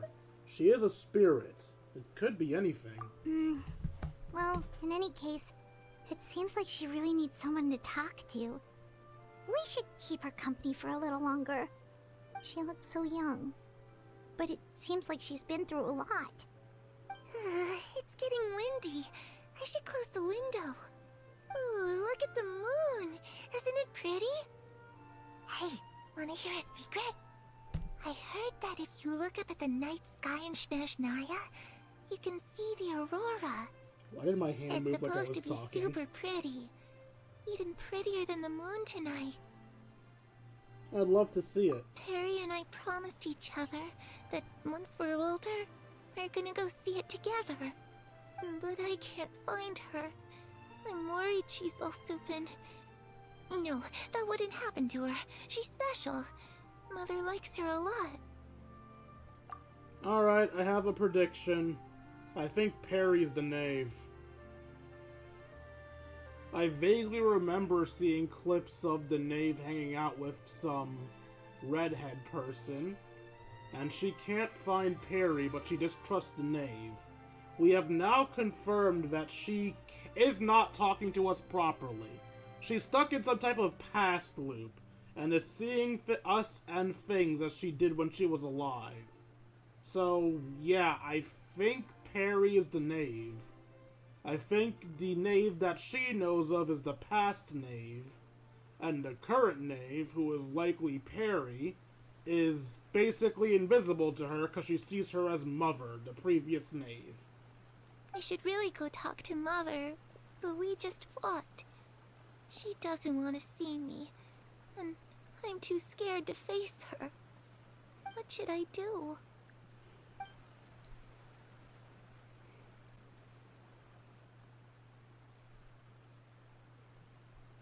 The experiments are probably also why the knave is a glitchy mess. After some time, Clarivy seems to come back. Paimon really doesn't understand what's going on with her. Well, let's head back. We've got an early morning tomorrow. Sounds good. The night passes. Alright, looks like we're all here. Let's go ahead with the plan. Before we do that, I have a question. Oh? What is it? Have the knave and the doctor ever worked together? What makes you ask that? Well, we kinda ran into Clarivy last night, and that's what she told us. Excuse me? We met the doctor back in Sumeru. He's super dangerous, and he's done all sorts of bad things. I think they would know that, Paimon. It's possible that Father and the Doctor have had certain dealings, but I don't think Father would work with him. We're not really on the same side, so there's not a lot of trust between them. That doesn't exactly set the stage for a successful partnership. I did hear, though, that when Father first became a Harbinger, the Doctor offered to work with the House of the Hearth. Father rejected most of his proposals, except for one. It had to do with some sort of secret experiment. Secret experiment? Could that be what Clarivy was talking about? I don't think so. I don't know any details about the experiment itself, but I do know it's an entirely independent operation. The Doctor only proposed a direction for the research. That was the extent of his involvement. I still don't think that counts as working together. The details of the experiment are confidential, but complete records are kept on all participants. That doesn't seem to be the case with the situation Clairvy referred to. I know you don't agree with some of the Fatui's methods, and I'm not asking you to. But I am asking you to trust us on this. The House of the Hearth has its own principles. There are certain lines we're not willing to cross. Alright, that's good to hear at least.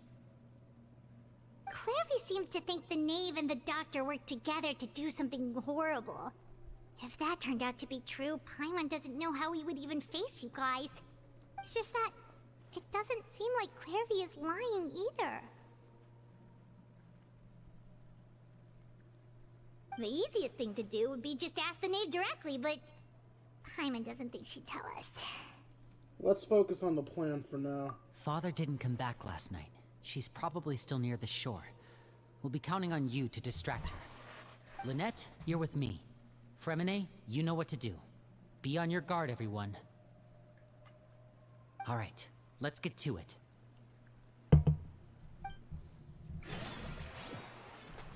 Woot, we get to be suspicious some more. Where are we going today? Let's try somewhere further away this time.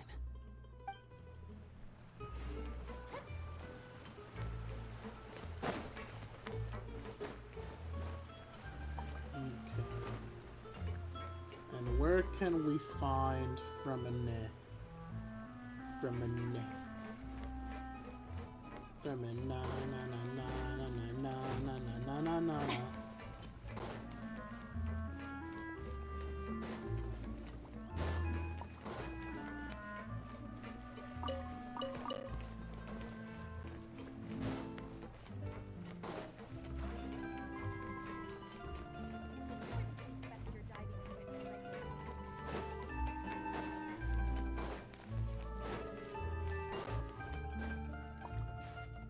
That's the exit.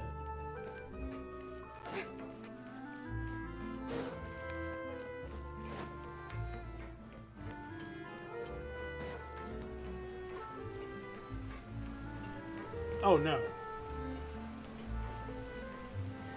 Okay, yeah, no, fuck the extra dialogue. I'm getting freezes again. Nope, no wasting time. Understood, computer. Your lesson is clear as day. I'm sorry. I will not try to get extra dialogue. I will just move along my way. Please don't freeze on me. Please. In fact, I'm scared. I'm going to start closing things.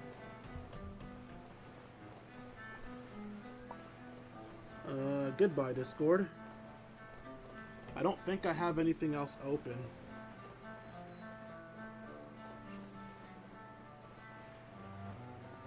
Yeah, now all that's open is the stream and the utility. I mean, there's probably some stuff I could kill if I bring out Task Manager. Ah, it's you two again. I must say, you look a bit pale. Did you have trouble sleeping last night? A little. Perhaps if you had less on your mind, you'd be able to absolve yourself of such troubles. So what are you planning to do now? Catch up on some sleep? Or should I give you some time to rack your brain for a topic to discuss before I ask any questions? Although I must profess to being curious. Without child here, how do you plan on distracting me? Nani? Us? Distract you? A good one. But no, we were just here for a chat. Looks like you could have used some extra time to think. No matter. If you don't have any other plans, why don't you accompany me somewhere? Don't worry. I'll be sure to steer clear of any scheming children. The ocean breeze is sure nice today. I love how she's like, yeah, I know you're pulling shit. I don't care, but I know you're pulling shit. So you know everything, huh? Children always think they can hide things from the grown-ups. But nothing gets past me. Least of all a little scheming. I think I'll let them have at it for a little longer. I can be very patient. Well, I'll leave you to think things over. If you're so inclined, meet me outside the Palais Mermonia. Good things come to children who do as they're told. So I do hope you decide to tag along. if only for your friends' sakes. Alright, come where everyone dies. Got it. What should we do? We go. She clearly knows about everything we've been doing, and Paimon doesn't think it'd be a stretch to say she was threatening us just now. We should release the pigeon that Lenny gave us. Oh, good idea. Hopefully he sees it in time. Well, we should probably head to the Palais Mermonia. Paimon doesn't want to find out what happens if we don't show up. Based on what the knave was saying just now, it sure didn't seem like it'd be anything good. We don't really have any other options. Guess all we can do now is take it a step at a time. Okay, then we probably shouldn't keep her waiting. It seems like Lenny and the others are on thin ice, so let's do our best to not get them in any more trouble.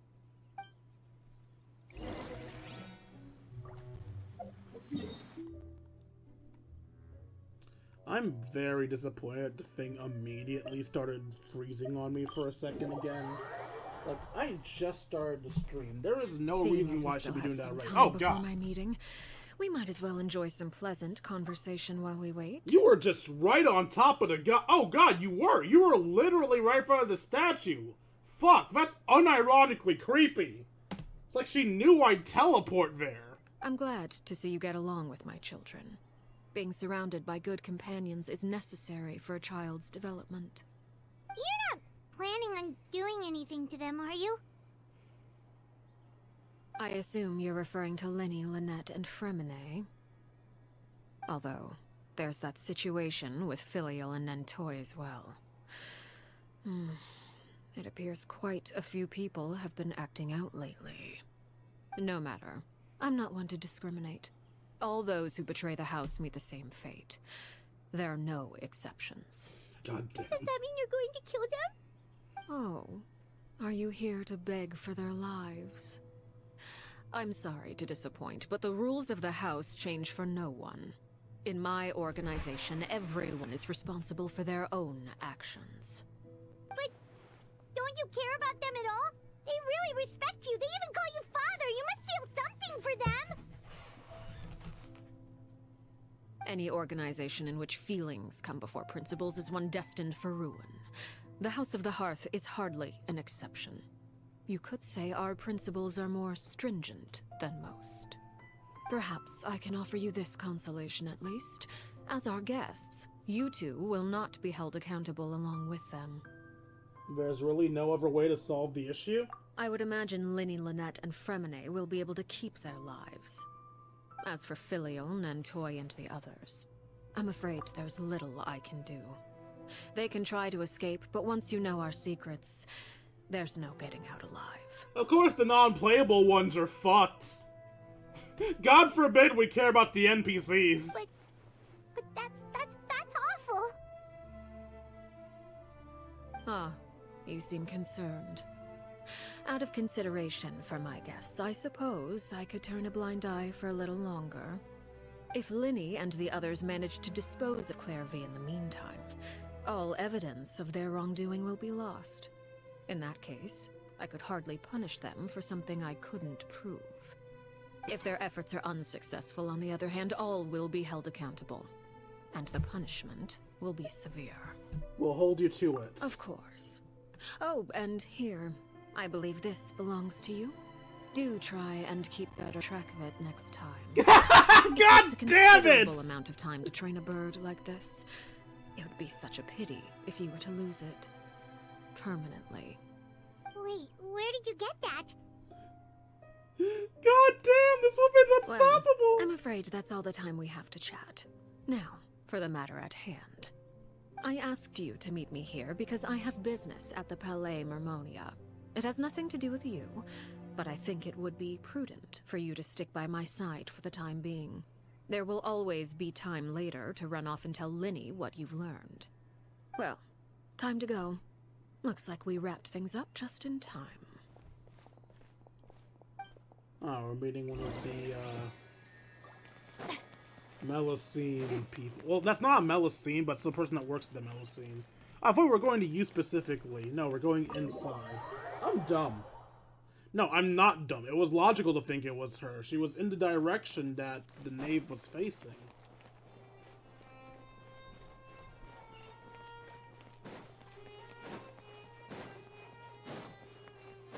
Oh, we're talking to Monsieur Nouvelex.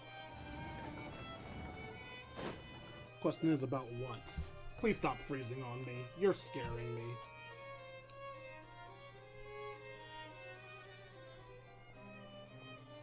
It's been a while, Monsieur Neuvillette.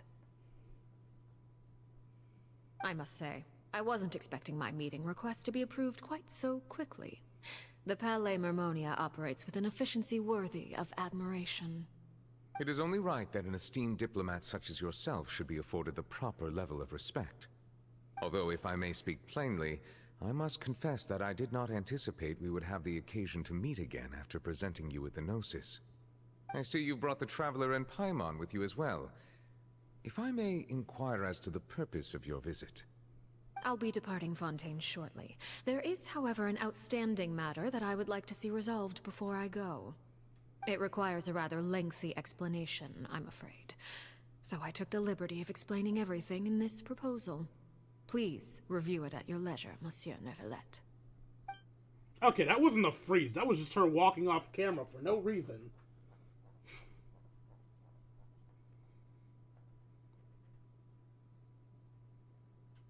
Why'd it go quiet?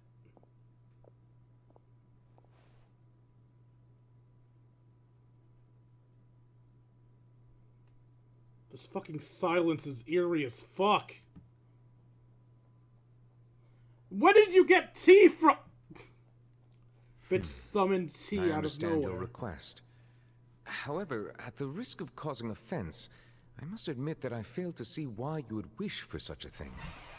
I heard you have a certain fondness for water tasting, Monsieur Neuvillette, so allow me to use water as an analogy.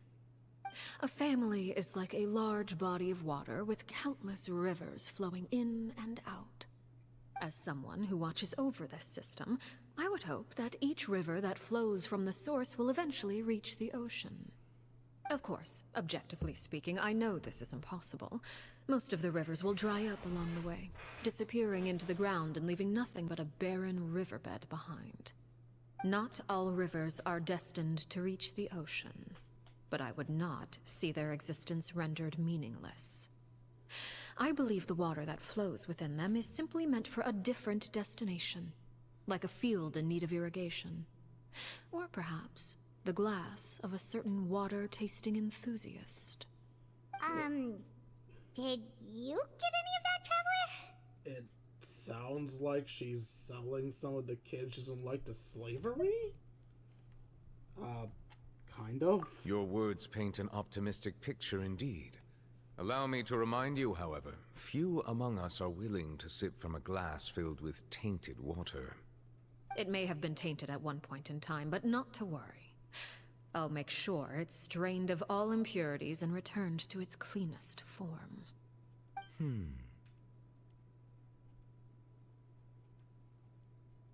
I seem to recall there being a transactional aspect to your proposal. Perhaps you could expound on that?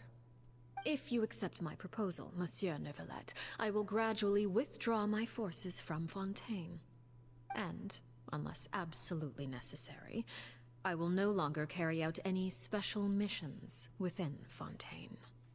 I presume I can take your words to mean that, in the future, cases similar to the Tartuffe assassination will cease to cross my desk? Tartuffe? Ah, that thief who embezzled funds from all those charities, you mean? My deepest condolences to his family, but without any evidence, I cannot imagine how the House of the Hearth might have been involved in his passing.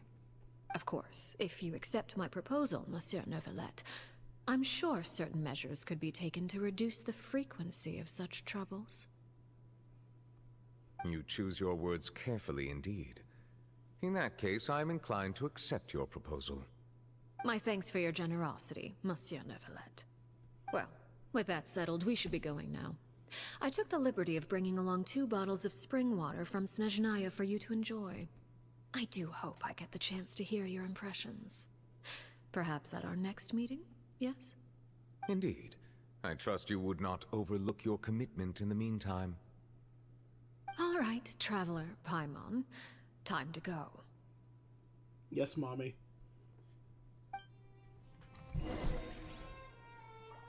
also minorly annoyed because this man is supposed to be the epitome of justice and unbiasedness, yet he clearly knows she did a crime but just letting it slide. You know, bias. I believe I've told you before that my emotions easily resonate with those of others. Yet in the few meetings I've had with that Harbinger, I haven't been able to sense any aspect of her emotional state. Her mind is like a still body of water. Who knows what darkness lies in its depths, and the lack of ripples on the surface gives nothing away. It's unclear whether this is her natural state of being, or whether it's an incredible strength of will that gives her the ability to master her emotions. Either scenario, however, suggests she is a very dangerous individual. I do not expect an explanation as to why you two are by her side. Whatever your reasoning, I would only advise you to take caution. Oh, we're trying. We are fucking trying, Nouvelettes.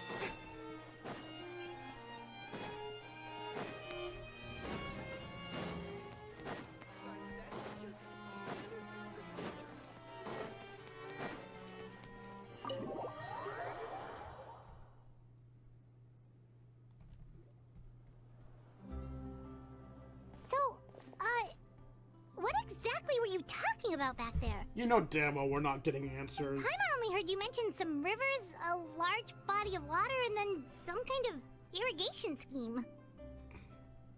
Dumbass. You really want to know? I would imagine there might be more pressing concerns at the moment. Winnie, Paimon really hopes everything's going okay. Oh, Paimon recognizes that look. You've got your thinking cap on, don't you, Traveler? One of us has to. The knave may seem relaxed, but she didn't seem to be joking earlier when she said those who betray the organization must pay with their lives. I think she's serious about punishing those kids. How should we stop her? No. There's something we should figure out first. While we're talking in front of the Palace Mermonia, she mentioned Claravive's name. Does that mean she knows where Claravive was this entire time? Maybe she even anticipated how Lenny and the others were going to act?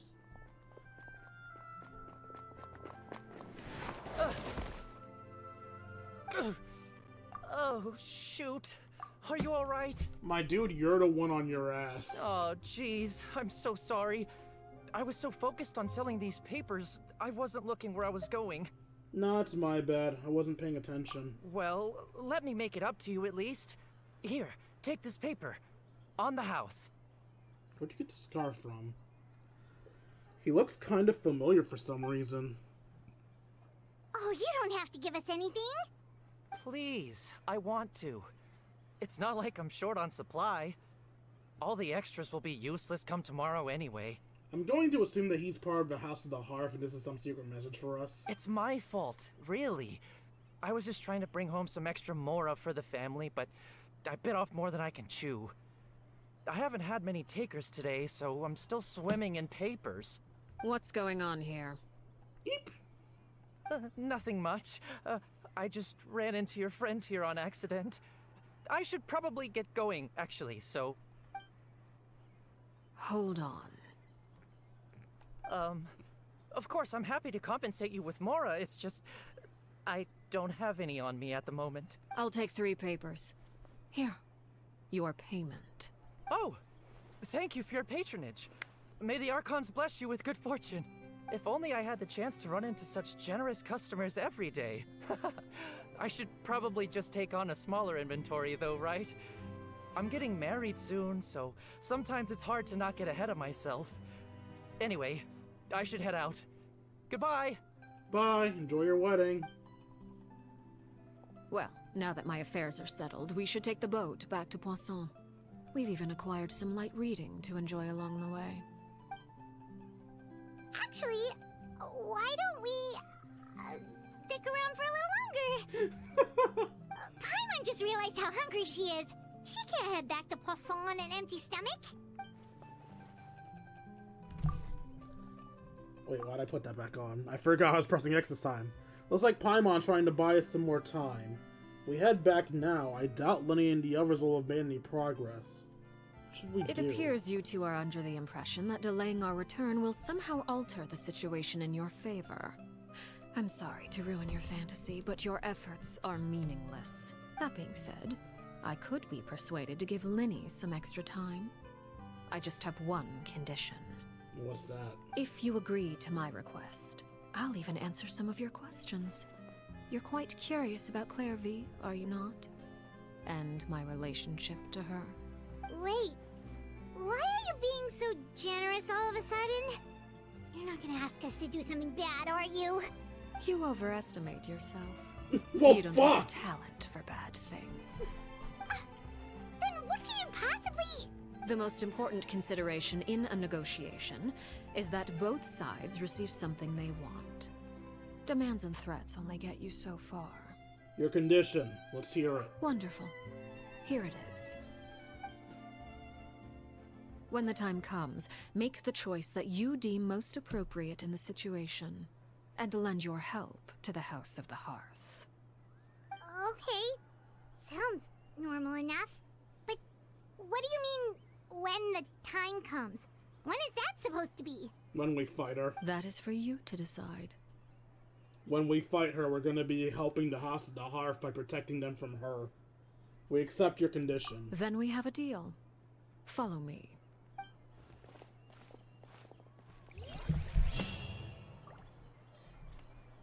Where are we going? Follow the knave into the nameless ruins. The fucking what? Oh, whatever it is, I'm teleporting to it.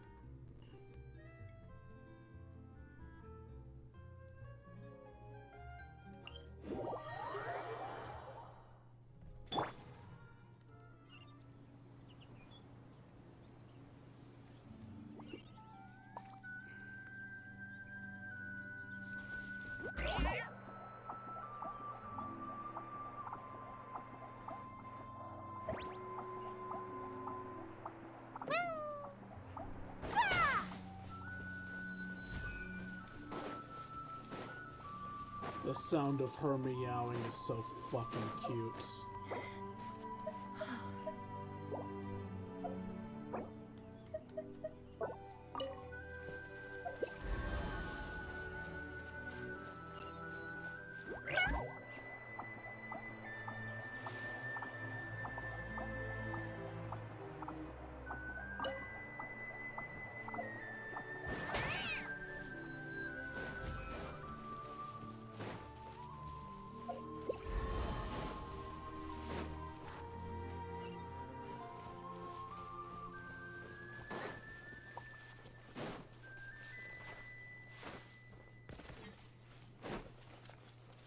Why does it say I'm near the end of the map?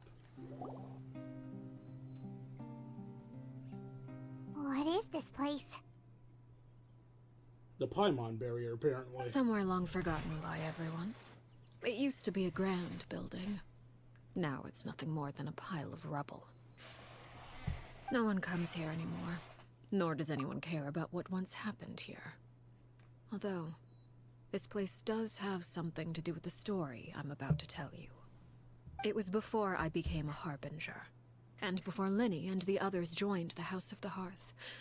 Due to certain events, I first killed Clairvy and then her mother. And this is where it all happened. Alright, so my guess yesterday about her killing Clairvy was correct. You were the one that killed Clairvy? Why? Patience now. Allow me to explain Clairvy's side of the story first. I'll start from the beginning.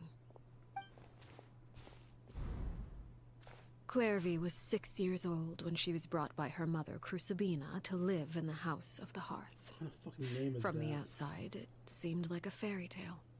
A thriving family made up of kind adults and friendly children.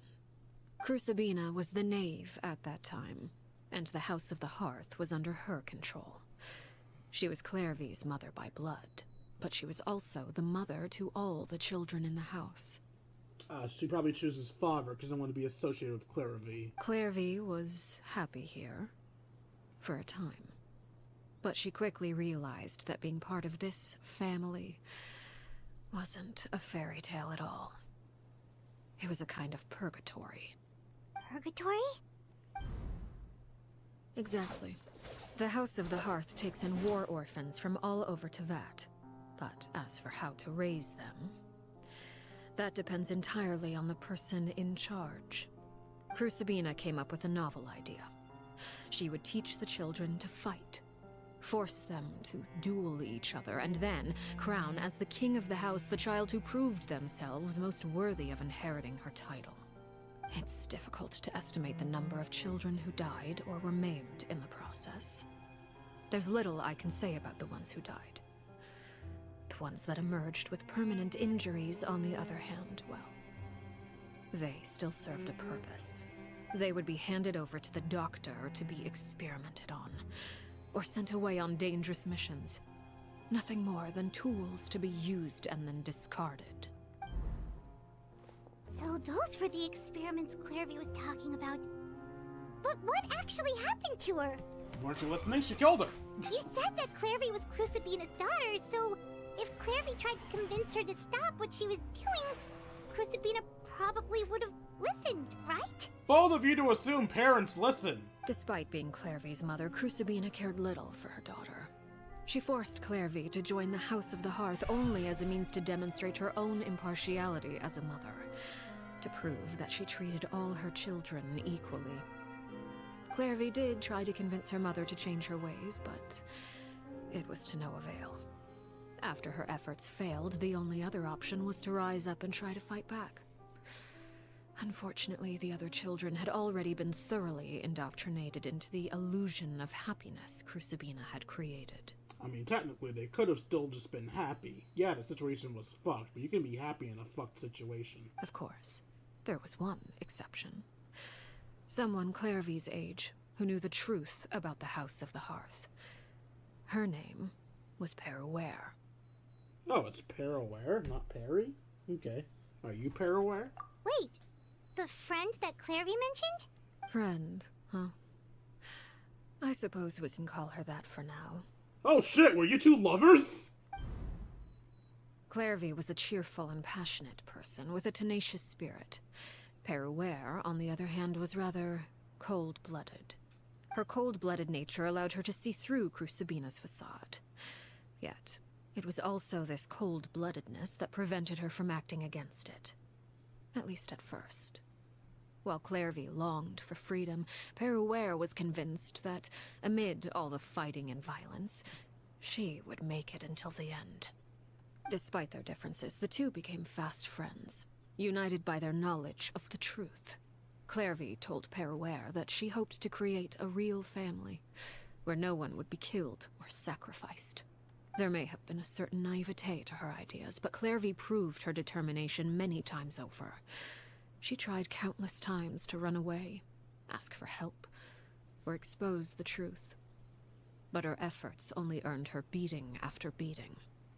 The only thing that kept her going was her strength of will. I mean, shit, that shows her mother at least had some care for her. She would kill the other ones that were useless to her, but she just beat her daughter. Even with her body racked with pain, she would still stand on her tiptoes and open the window at night. She and Peruware would look out at the moon together, a fierce longing for freedom shining in her eyes. But one day that light simply vanished. Oh no. What happened? Her hopelessness resulted from a culmination of things. 10 years had passed. 10 years worth of failure after failure. She and Peruware weren't children anymore, but finding any chance to escape still seemed as hopeless as ever. It was during this time that Peruware suggested a new plan. If escaping was out of the question, why not take down the very person sitting on top of this throne of lies? Mother herself. Clairvy rejected that proposal. She claimed that, as a famous harbinger, Crucibina possessed an unimaginable amount of power.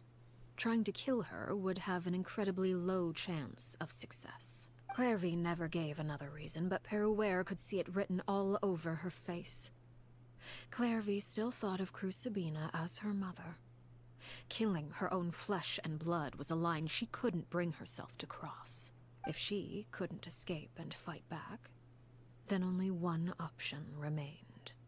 Death. Precisely. Death was the only way that she felt she could be free.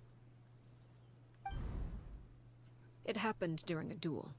When she arrived at the dueling ring that day, her partner turned out to be none other than Peruere, the very person that had stood by her side all those years. It was a fierce battle, but ultimately, Clairvy decided to let Peruere end her life.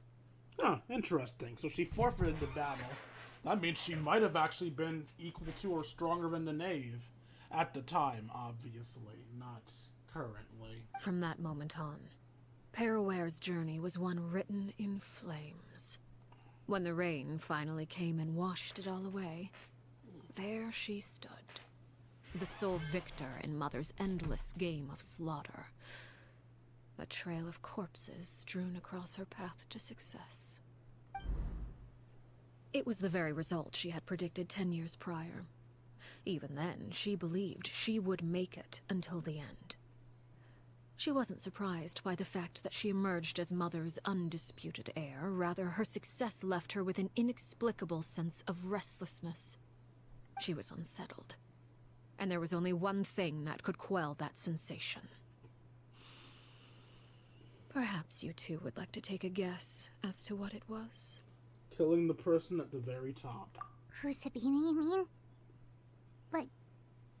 But... Correct. This is the place where Peruere killed her best friend.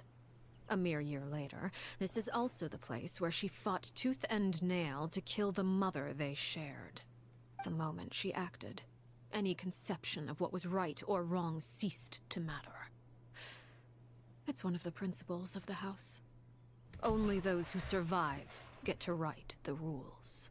Peruere won the battle, and became a harbinger herself. After which Her Majesty, the Tsaritsa, bestowed upon her a new name. Arlechinno. So the Perry Clairvy was talking about... It was you all along. You're Peruere. Arlechinno is just a name you got later. This was your story as much as it was Clairvy's. I left that name behind long ago. I must say, hearing it now does bring back memories. After I defeated Crucibina, the moniker of Mother died with her. I chose to forego the title she called herself, and even chose to give up my own name. I rebuilt the House of the Hearth under a new identity. Not only as Arlechinno, but as father. And that is where the story ends. Any more questions? The Clairvy we met, though. Who is she exactly? Yeah. Based on what you just told us, Clairvy wasn't a little kid when she was killed. So the Clairvy we met... Was she really a spirit at all? I suppose you could call her an illusion born of flame. Her existence is like ashes to a fire. Something left over in the wake of blaze and ruin. You see, a certain power runs through my veins. It's not unlike a curse. My flames leave behind shadows of anything they consume. Of course, the chances of those shadows morphing into a sentient entity are exceedingly slim. Clairvy is a very special case. Clairvy died when she was 16 years old. But what emerged from the flames was her 6-year-old self. Her appearance wasn't the only thing affected. Most of her memories were lost to the blaze as well. Memory is a mysterious thing indeed. Losing a portion of your memories will alter your sense of self. Lose 10 years' worth, however, and it would be like living in the past. Like returning to a version of yourself that never grew up.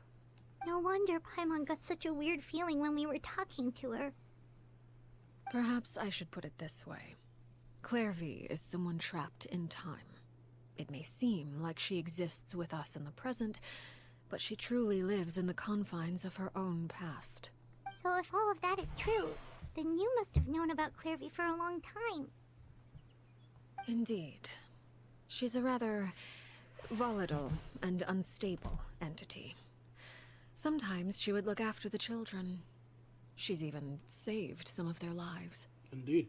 But other times, she would hide from me and become obsessed with revealing the truth about the house to anyone who will listen.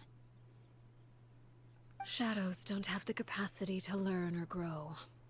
Any new information they encounter is quickly forgotten over time. Your attempts to expose Clairvy to sunlight, they failed, yes? The reason is actually quite simple.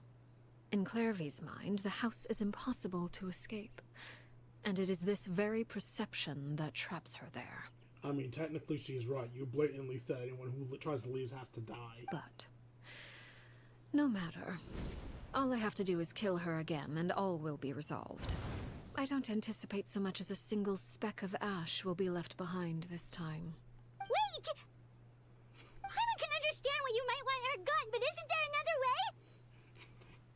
I mean, we could bring Hu Tao here to, like, bring her to the afterlife, maybe. So what if she's trapped in her 6-year-old self? She's still your friend! At least talk to her first! It's too late for that. She broke the rules, and now she must be punished. That goes for Filial and Nantoy as well. She's had quite the effect on them. Oh, fuck. I hope you understand. The difference between Crucibina and myself lies in our formulation of the rules, not our policy for enforcing them. Upholding the rules without question is a trait we both share, because that is how a household should be run. Is this really what you want to do? Whatever could you mean? Don't you want to say a proper goodbye at least? Whether as a killer or as a father, there are two things that must be avoided at all costs: anger and sorrow. Anger makes you impulsive. Sorrow causes you to waver. Well, it appears it's about time to proceed. Before we arrived, I told some of my well-behaved children to bring our troublemakers here by nightfall. Ah, I had a feeling this would be where we fought her, and I was right. They're likely bringing over Linny, Lynette, Fremine, and the 2 NPCs. The 2 NPCs will die, then the trio will try to fight her and lose, and then I'll fight her. I do believe I've kept my end of the deal. I gave your friends quite a bit more time. As for what happens now, we'll just have to wait and see.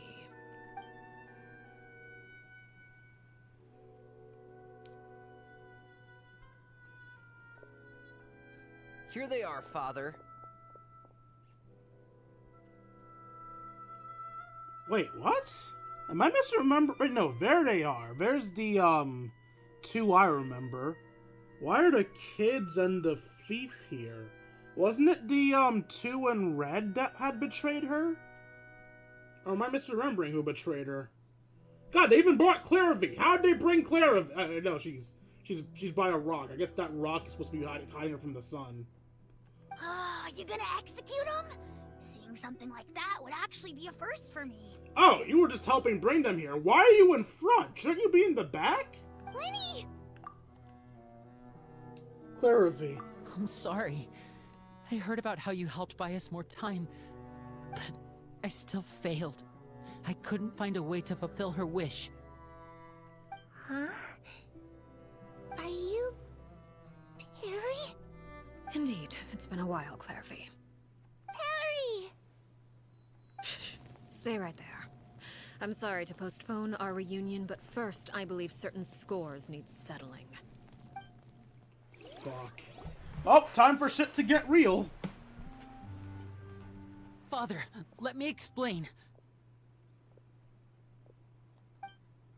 Out of my way. Father! You chose to conceal a threat to the house, and for that, you must be punished. Overall, however, I suppose your wrongdoing is hardly the most egregious of the bunch, so I'll deal with your punishments later. As for right now, the more pressing concerns are the traitors among us. Bye, NPCs! By traitors? Do you mean us? Father, let me explain. We didn't mean to... Fultz, why don't you share what you heard? Yes, Father. Secret Midnight Meeting number 3. Participants, Filial, Nantoi, Sato, Toddy. Nantoi clearly said, if only Father wasn't the one who took us in. Sato added, I'm sick of this life. I just want to live as a normal person. Filial was the worst of them all. She called us crazies and said a bunch of mean things about Father. You are crazy. I did not! You're lying! Fultz is trying to frame us. It's not like I'm the only one who heard those things. After that, you and Toddy and a bunch of other people started talking about Clairvy. You were using all those things Clairvy brought up as an excuse to question Father. We're birds locked in a cage. The only way out is to destroy it. That's what you said, wasn't it? Again, technically not true. If you try to leave, you get killed. You little... You just want me gone, don't you? What did I ever do to you, huh? And you, Sheplo, have you forgotten who stood by your sickbed, watched over you, and changed your dressings? Come on, let's hear it then. What's your reason for all this? I'm guessing the little girl behind them's the last person in their group? You're wrong, Filial. We don't want you to die. You're our family. Liar. You wouldn't be doing this if that were the case. So why? Why have you backed us into a corner? We all live in the House of the Hearth. You know the type of work we do, Filial. A single betrayal can cost dozens of us our lives. It's not like it's never happened before. That kind of thing is hard to forget. That's why the House of the Hearth cannot tolerate any form of betrayal.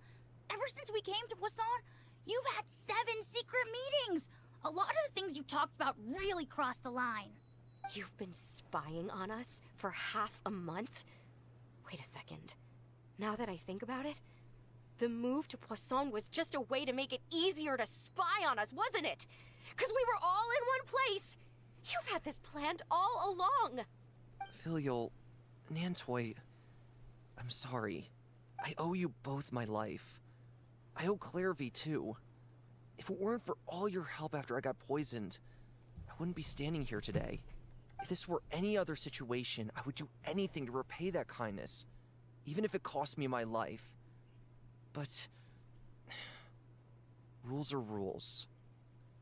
I'm sorry. My hands are tied. Why?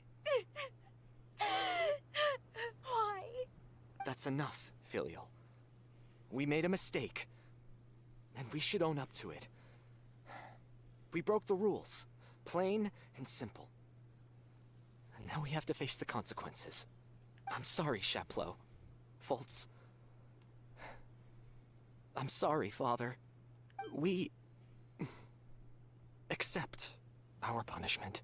I don't think she gave a damn if you accept it or not. Chaplo, according to the rules of the House of the Hearth, how should these traitors be punished? I'm assuming trial by combat. All those who betray the house pay with their lives. And so it shall be.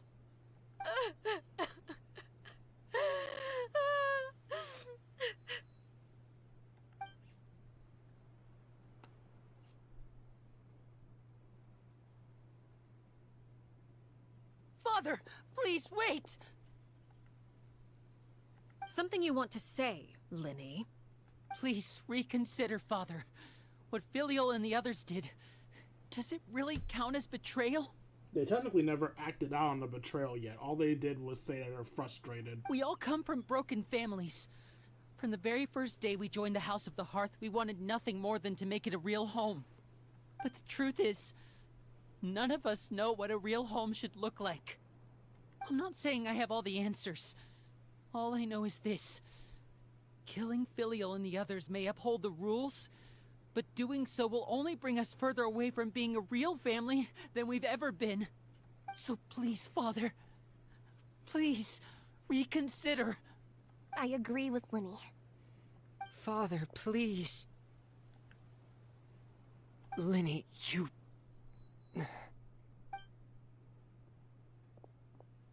I also agree with Linny.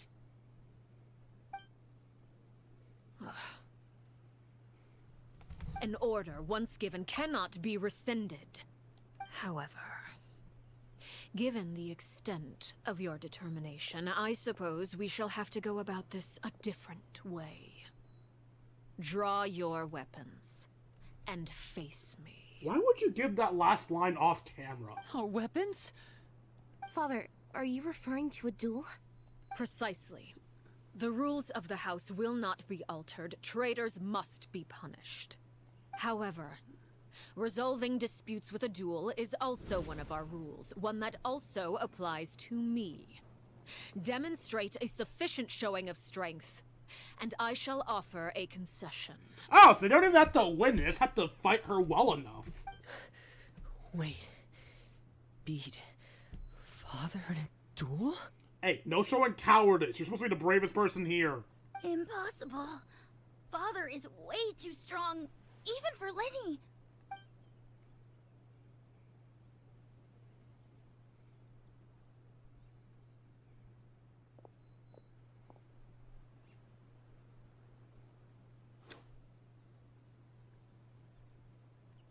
Card.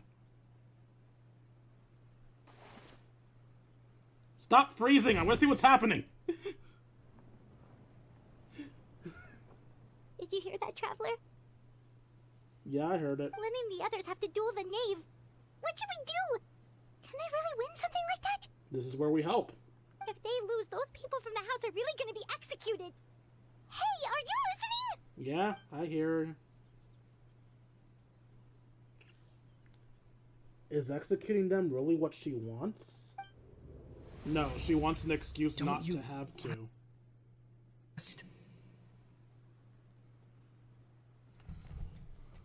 Anger makes you impulsive. Sorrow causes you to waver.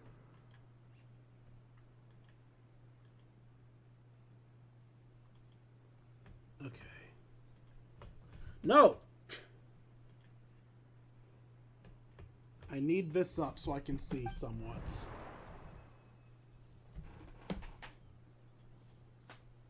Oh god, I can't read that.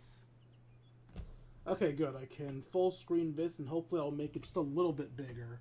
Still not big enough to see comfortably, but big enough to work with. Come on, you can do this. I believe in you. You just need to bring up the screen enough for me to see the tiny window, please.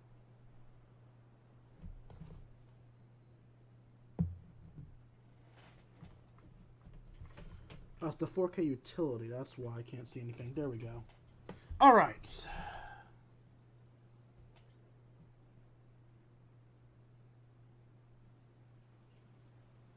She never actually answered my question. Oh, there we go. Thank you. That's much better.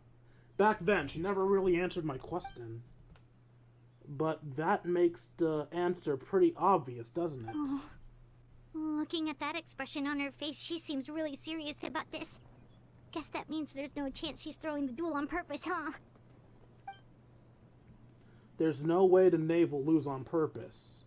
Although... when guests are around, families are often on their best behavior. And any disputes are less likely to escalate. When the time comes, make the choice that you deem most appropriate in the situation, and lend your help to the House of the Hearth. So yeah, fight alongside her kids. What's wrong, Traveler? Hey, where are you going? I'm gonna beat Arlechinno's ass. Traveler? You're asking to join the duel against the knave? Did I stutter? If that's alright. I'll allow it. We do have a ready-made dueling ring at our disposal, after all. All I would advise is this. Keep a firm grasp on your weapon, and give it your all. Any less, and you may just lose your life. This is going to be a little bit difficult, because I'm currently using a small screen to see it.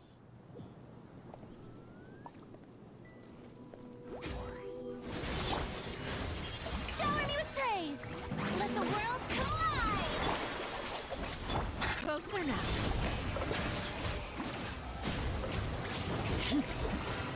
Is it my turn now? Watch out for Father's movements! Justice is blindsided. That's more like it. Is it my turn now? Eyes. Used up. Trapped like a...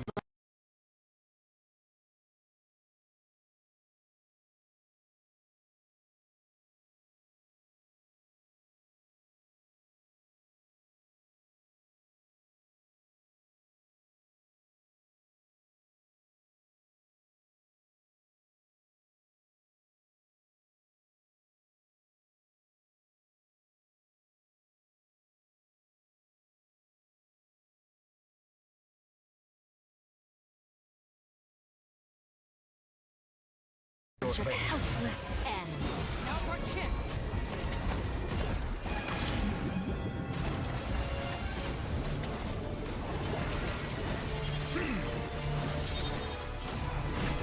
An oversight on my part. How amusing. Are you all right?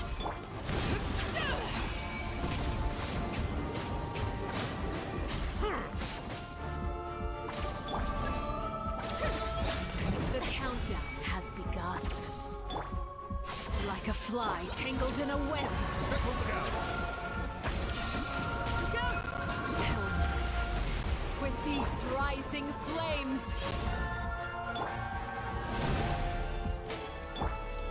Coming through.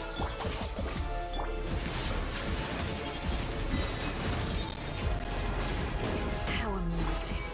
Let the mighty be humble. Now's our chance. Not bad. You've proven to be a worthy opponent after all. Not bad. You've proven to be a worthy opponent after all.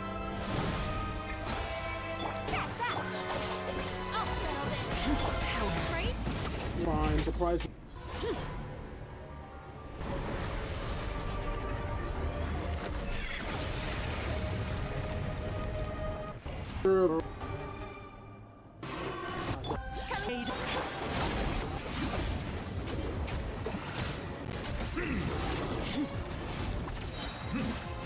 The tides beckon.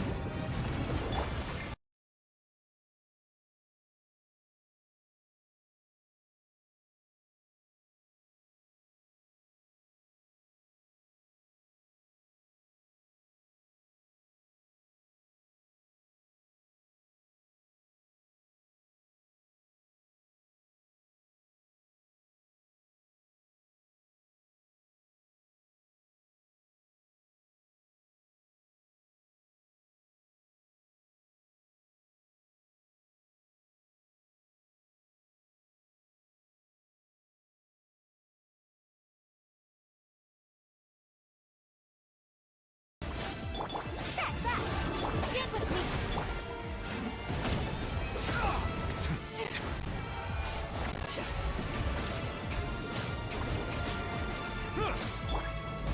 Now's our chance. Over here. Oh, they actually are helping me. Manifest. Settle down.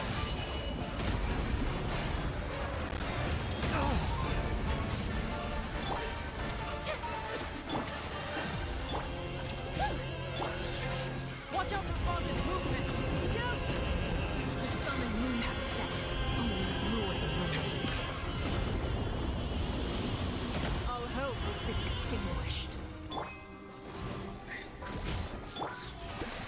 Dissipate. Bow your head. Now's our chance. Over here.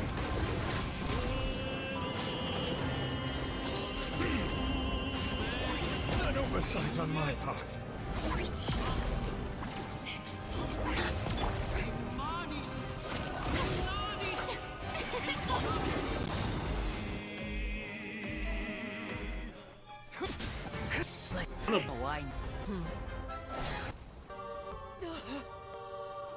Sorry for...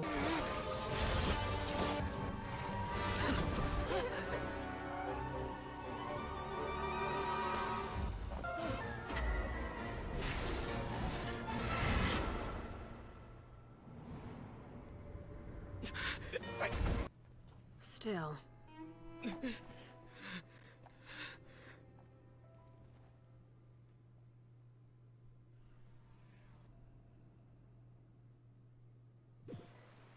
Yeah.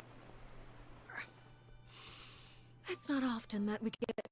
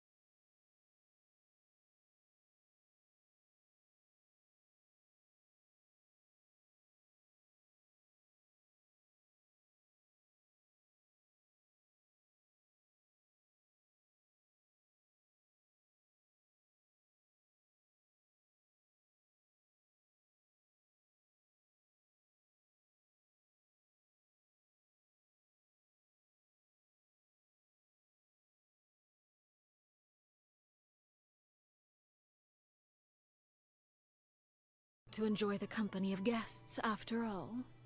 We wouldn't want things to get too out of hand.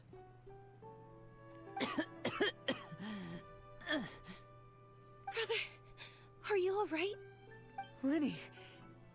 Given that I am the victor of this duel, as agreed, the punishment stands. Fuck. No! I never thought things would end like this. Why weren't you guys fighting? Don't you guys know how to fight too? Shouldn't you have cared about protecting your own lives? However, everyone involved in the duel demonstrated a remarkable level of strength and determination. In light of this, I'm prepared to change the method of execution. Elwar, the bottled flames I gave you for safekeeping. Do you still have them? Yes? I wasn't sure what they were for, but I've kept them super safe. I didn't lose a single one. Wonderful. Then, in just a moment, I'll have you administer them. Bottled flames? Indeed. They're the product of a secret experiment. Under certain special circumstances, flames can be extracted from my person and preserved. Once ingested, searing pain will spread across every inch of your body. No harm will come to you physically, but your memories will be burned away. Oh! I think I understand. If they can't remember any of the house's secrets, they can't betray us and give out information. It will kill the current them, but the new them can live out their life. If you can withstand the pain. When you awake, you'll have forgotten everything you know about the House of the Hearth, and will be expelled from the organization. In other words, administering this concoction will kill the version of you that grew up in the house, and give you a new identity. So that means the young man that I thought looked familiar, the one selling newspapers outside the Palais Memoria, he must have been the same horror we saw on the list of executions. He wasn't killed at all. Well, again, his personality was killed, but that's besides the point. Memory is a mysterious thing indeed. Losing a portion of your memories will alter your sense of self.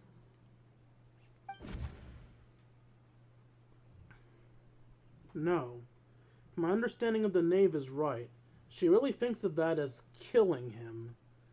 The horror that lived in the House of the Hearth is dead. The one that remains is a normal person living out his life with his beloved. Even so, it's much better than actually ending their lives. So, you're just letting us go, Father? You misunderstand. Memories are extremely important. Once consumed by flame, the version of you standing before me will die, and our secrets will die with you. So no, I don't intend to just let you go, because the person who survives will be nothing but a stranger. Even so, I won't have to live in fear anymore. I'm sorry, Father. I'm sorry I let you down. But I really... Don't cry, Filial. You haven't left the house yet, so there are still rules to be followed, yes? Remember what I taught you. Anger makes you impulsive, sorrow causes you to waver. Don't let yourself be controlled by your emotions. Of course. I'll remember. Dry your tears, and go pursue the life you really want.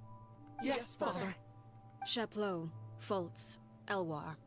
Take them back to Poisson. And I prepared 3 extra vials of bottled flames. As for whether to take them, the choice is yours. They probably won't, because if Lenny and Lynette take it, they'll probably forget Freminet, because they met him after joining the house. Goodbye, children.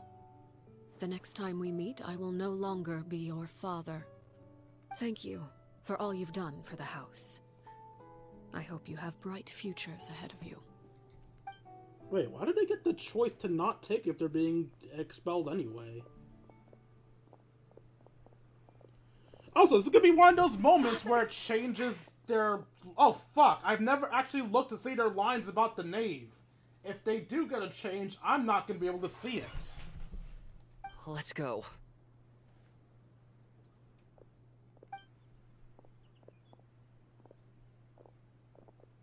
Here, grab my arm, Linny. I'll help you walk back. Thank you. Wait, she forgot to kill the ghost. Clairvy. Okay, it's time to kill the child.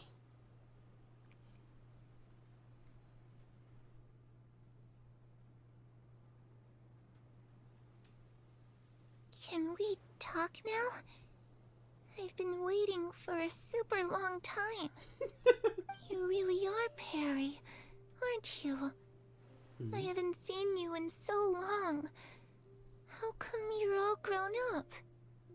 Wait, did I somehow travel to the future on accident? Or am I dreaming? What a long dream. The lag is so bad I can't even see my microphone audio moving. I assume that means it's damn near unwatchable on Twitch. Neither. You died, Clairvy. That's what happened. You could have at least sugarcoated it a little. Look, she's done speechless. Oh. Okay then. Huh? That's it? You accepted it just like that? Yep. If that's what Perry says happened, then I believe her. Perry wouldn't lie to me. Plus, I don't really need to know why I'm like this. I'm more curious about what happens in the future. If you're a harbinger now, Perry, that means Mother is gone, isn't she? Can you tell me about it? I want to know what happened to her. And You the moon. You often sought comfort in the night sky. You wanted to see. One night, we promised each other we would go to Snezhnaya to see it together. Later on, you tried to run away, but you were brought back each time. Mother spared your life, but it wasn't Instead, she decided to make you over time. That way, the other children would know what happens to traitors. Still, you never gave up. Mother hoped that through ruthless duel after ruthless duel, she would be able to crown an... Your but every attempt ended in... And you never turned it on me. On that gloomy day, you told me, for the last...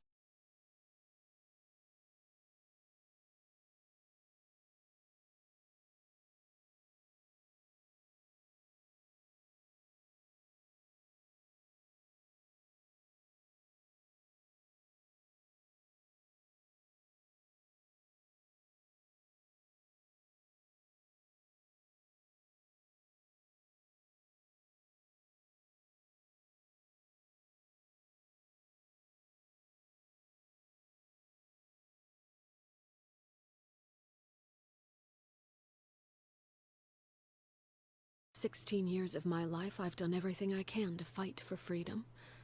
But now, I realize that the only freedom I truly possess is the freedom to choose to die." I never imagined I would say something like that. I must have been feeling really worn down. But somehow, I still think I understood the plan until the end. And I always hoped that person would be you.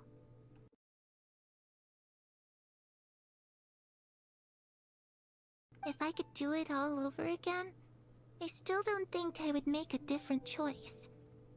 Even when I first met you, I knew you'd be able to do what I couldn't. Is that so? Even now, I'm not sure I truly understand what kind of freedom you were trying to pursue. But as the head of the House of the Hearth, and as the children's father, I've tried to give them the most basic of freedoms. The freedom to choose their own fate. It's something I discussed with the Eudex of Fontaine. The children who want to leave the house will have their memories wiped clean of all secrets pertaining to the organization. In return, they will be allowed to live a normal life in Fontaine without being prosecuted for their past. Of course, I won't simply hand freedom to them on a silver platter. They have to fight for it and prove themselves worthy of it. Only freedom that is earned has true value. That's more than enough.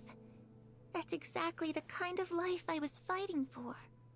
You know, Perry, I think you're a pretty amazing king, and a really great father, too. I'm really happy that you're the one who took over the house. I guess I do have one regret, though. I still haven't seen the outside world.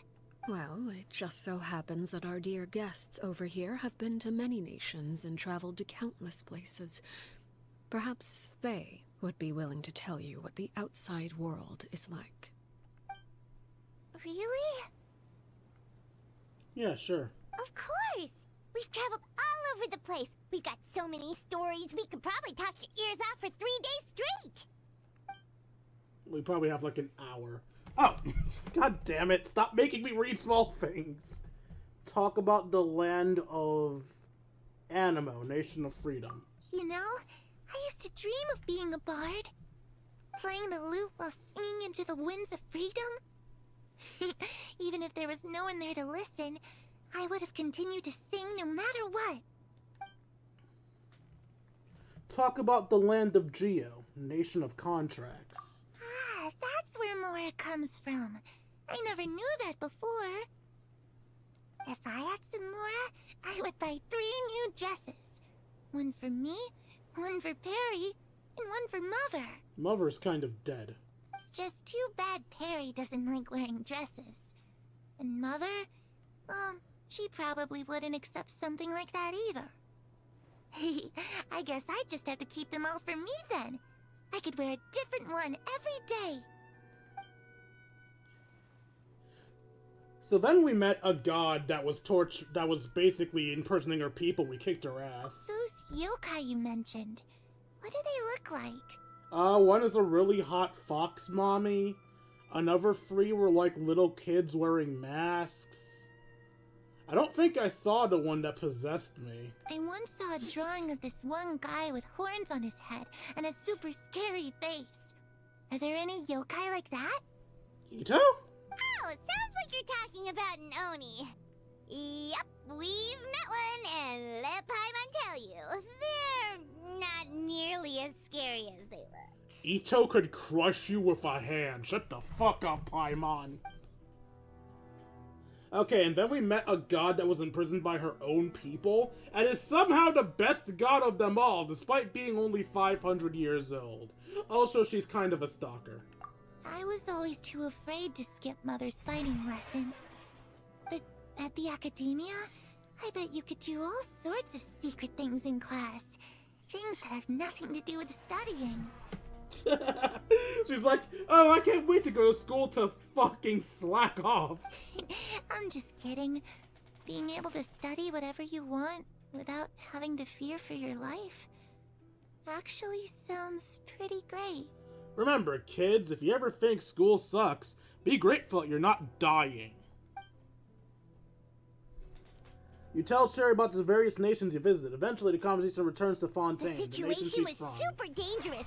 Lenny and Lynette were accused of committing a crime, and they were going to have to stand trial at the Opera Epicles. Oh no, that must have been hard for all of you. What happened next? Don't worry, we were able to turn the situation around super quickly. All thanks to Detective Paimon, of course. Why do you have that at the ready? How'd you do that? Come on, tell me. Okay, so it was like this. After the failed magic show, we rushed to the scene and... Clairvy is listening really intently to Paimon's story about our time in Fontaine. She seems really happy, like all of her troubles have been forgotten. So I noticed after I did the first two, I had the option to choose Fontaine. I wonder if you could actually change what the final nation you talk about is, and as a result, hear different lines from Paimon. Maybe this is the first time she's ever been able to truly relax. But I'm not sure how long this moment can last. Shadows don't have the capacity to learn or grow. Any new information they encounter is quickly forgotten over time. As time passes, she'll probably forget everything we've told her, and go back to being that scared little girl who could only hide in the shadows. So basically, we're going to make her happy before we burn her away. Huh. I was so busy thinking, I almost didn't notice. The sun's risen. Was the sun gonna kill her? Is the sun gonna burn her away? Clairvy, you've worked tirelessly from the shadows to overthrow the House of the Hearth. Now, by my authority as the Knave, I shall announce how this matter ends. You are hereby expelled from the House of the Hearth. You are no longer tied to this place, nor are you bound by its rules. You're saying that I can finally leave? I get to experience the outside world as well? Oh, I almost forgot. There's no getting older for me. Still, seeing who you grew up to be makes me really happy, Parallel. Take care of yourself.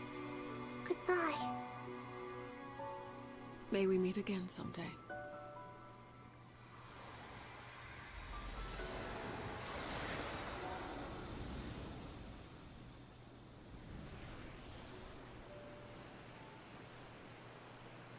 Clairvy. She left so soon. Paimon didn't even get to finish her story. I also have certain sentiments left unsaid. I wanted to tell her that the aurora I saw in Snezhnaya was just as beautiful as the ones in the pictures. But a shadow's memories reset at dawn. Had we delayed any longer, we wouldn't have had the time to say goodbye. Whatever regrets may linger, let them be lost to the coming of a new day. Father? It's Linny! Hey, Linny!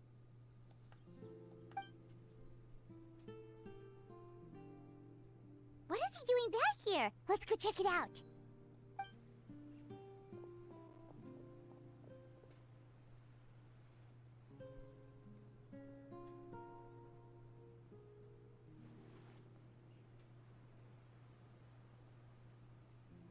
Father, the bottled flames have been administered. Filial and the others have left the house. And you? What have you decided? Thank you for giving us that choice, Father. But we never wanted to leave the house. It's the only home we've ever known. Lynette and Fremine feel the same way. They're recuperating back at the Hotel Bouffe d'été. But I decided to come back and tell you where we stood. I'm sure you're well aware of the expectations I have for you. I want you to follow in my footsteps and become the next king of the house. Yet you seem to have different ideas, I must admit. I'm rather surprised by your decision to stay. There's nothing wrong with choosing to live a quiet life. Leading this organization is a heavy responsibility, one not so easily carried by someone forced onto the throne. I just never understood what you saw in me. What made you believe I was deserving of that throne?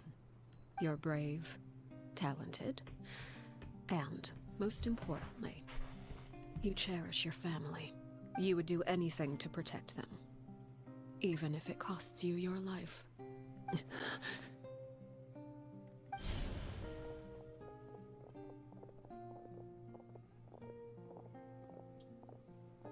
Speaking up back there was so brave of you, Linny. It's all thanks to you that we were able to convince Father to back down. You're a hero, Linny. Hero? Father is the real hero. Had Father gone all out during the duel, there's no way I would have walked away with my life. She must have had it all planned from the beginning, from the very moment she suggested a duel. I'm not deserving of that title. I'm not strong enough, or smart enough. You're wrong. In my opinion, all you need to be deserving of the throne is conviction, and the necessary strength to act on it. We may have different ideas of what it means to be a family, but you can hardly be said to lack conviction. What you truly lack is strength. For someone of your talent, though, that's something that will come with time. Even without that strength, you still chose to face me in a duel, even though the odds were stacked against you. That capacity to honor your convictions is what I truly see in you. Father. No one knows what the future holds, what tragedy or triumph may be in store. Being at the head of this organization requires the strength of will to face whatever comes. Caution will only hold you back. If reaching a certain standard were required to go after what you want, I would never have succeeded in killing my predecessor. Back then, there was still a considerable gap between our abilities. Fair enough. Strength may decide the ultimate victor, but those who let a lack of strength dictate their decisions or undermine their convictions will never be worthy of the throne. I understand, Father. Thank you. Dear God, I feel like this woman's telling me off for considering stopping being a YouTuber. It's like, bitch, I don't care if you sucked for years. If you give up, you don't deserve it. It's like, damn, okay, Father, I hear you. Fuck. She just went into my mind and bitch slapped my fears. God damn.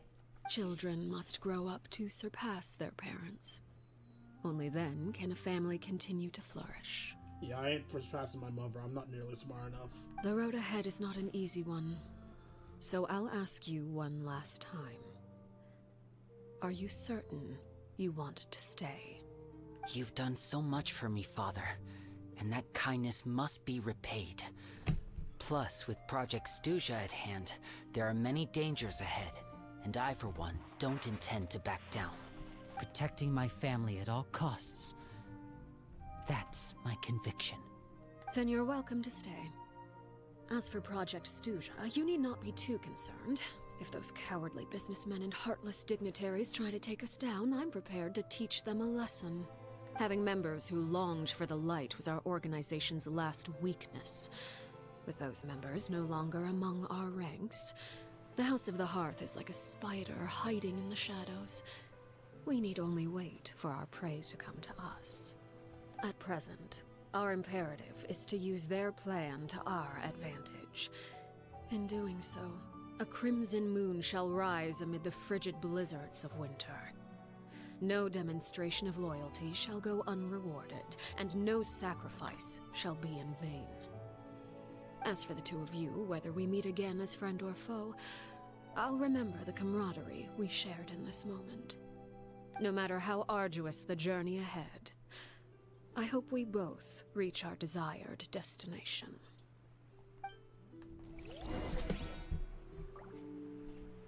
Wait until 2 days later.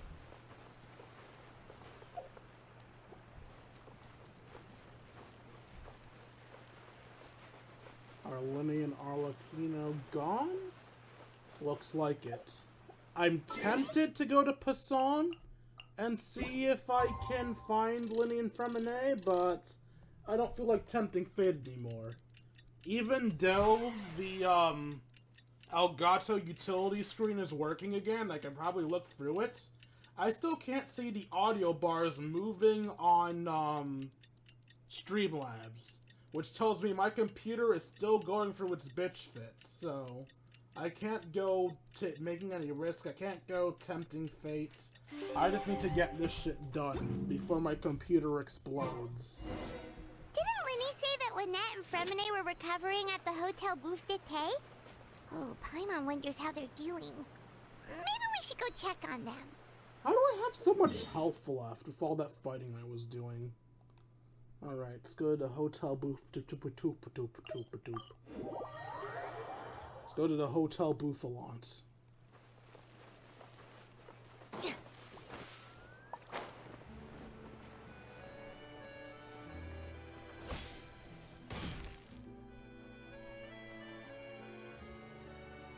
Lynette? Fremine? How are you feeling? Much better. Whew, what a relief! What about you? Are you feeling alright? There's no need to worry. I'm right as rain. I knew you'd come out unscathed. Us, on the other hand, well, we've been bedridden for 2 days. I couldn't even turn over. Oh, and I wanted to ask, is Clairvy gone? Linny and the other members have left Poisson and returned to the House of the Hearth. According to him, there haven't been any more sightings of a spirit roaming the house. We bid her farewell under a blanket of sunlight. Her wish has been fulfilled. I see. I'm glad. Father came to check up on us 2 days ago and told us about what happened with Crusabina and Clairvy. Actually, I've met Crusabina before. How? Wait, what? You've met the former knave? Oh, was she also an Ember? Crusabina died a year after Clairvy. It was during the year between their deaths that I joined the House of the Hearth. Oh, so you joined before Linny. Crusabina had an extremely cruel and radical way of doing things. While she was alive, the atmosphere in the house was suffocating. When I joined, though, the experiment she valued so much had already come to an end, and all the people involved, dead and injured alike, were gone. Crusabina never talked about the past with us newcomers. A couple of months after I joined, Father killed Crusabina and burned all her files. With that, the names of all the people subjected to her experiments, Clairvy included, were lost to the flames, along with the painful memories they represented. Father took in Lenny and me a couple months after that, but she never mentioned anything about Crusabina or Clairvy. It really seems like something she was planning to keep to herself. The last time you talked to her, did she mention why she kept it a secret for so long? She said she didn't want us to be affected by the darkness of the past. She was worried we'd develop a false sense of gratitude. The foundation of a family should be free of any corrupting influence. Sorry, drop Whatever my happened in the controller. past, it has nothing to do with who we are now. And that's what Father told us in the end. But I still thanked her for everything. It was only after hearing about what Crucibina did that I finally realized how insignificant our lives could have been. The members of the house meant nothing to her. To say that she valued them in any way, even just as a tool, would probably be giving her too much credit. If Father hadn't taken over the House of the Hearth, I probably would have already... Don't think about that. She saved you in the end. Father rarely brings up the fact that she saved us. She doesn't believe that being indebted to her should be what ties us together. But even if we didn't owe her anything, we would still choose to stay. Because this is our home. We may have arguments or times when we feel wronged. Some people may even choose to leave. But as long as Father is here, we will always have a home. Whether the path before us is bathed in sunlight or shrouded in shadow, we'll follow Father wherever she chooses to go. So I wanted to say thank you for helping us make it through this crisis. Without your help, we could have lost a lot more along the way. Oh, we didn't do anything, really. Just invite us back as guests, and we'll call it even. Of course. You're welcome anytime. Are Filio and Nantoy okay? I actually saw them at a cafe this morning. They didn't recognize me. From what I could tell, they were drinking coffee and talking about one of the operas that started running recently. They seemed happy. If I had to take a guess, I would say they finally found the kind of life they always wished for. How do they remember each other, though? Because they met in the House of the Hearth. They shouldn't remember each other to be able to chat like that. Oh, I guess it doesn't matter. In the end, we have a happy ending, and that's all that matters. Wait, not with this team. Also, what'd I just get? Oh, is that a throne?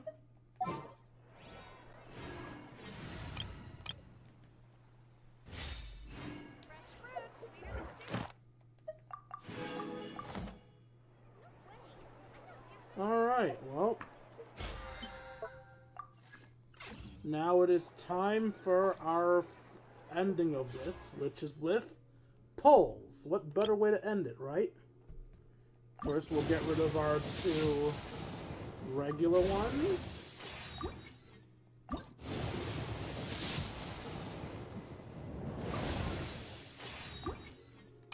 And then we do these. I think I have 2 10 polls here. I can't believe this, but I actually want Arlechinno. Let's see if I can get her. That is a no.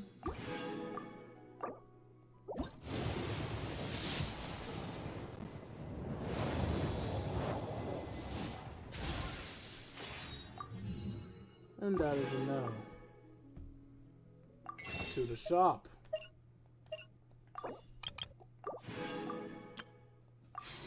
We only have 4 single polls left.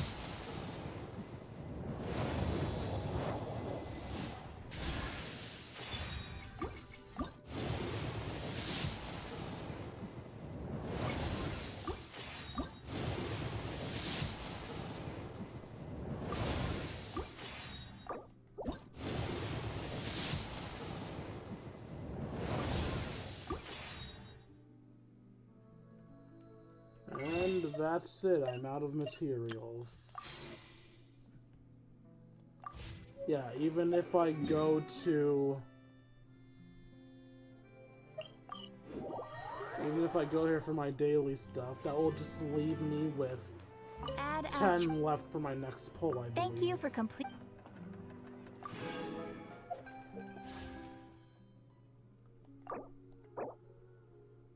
Yep. And I don't have any Genesis crystals back from when I did pay for this. Alright, so no Arlechinno for me. Nice job, Fremine. You got stronger from fighting your dad to the death.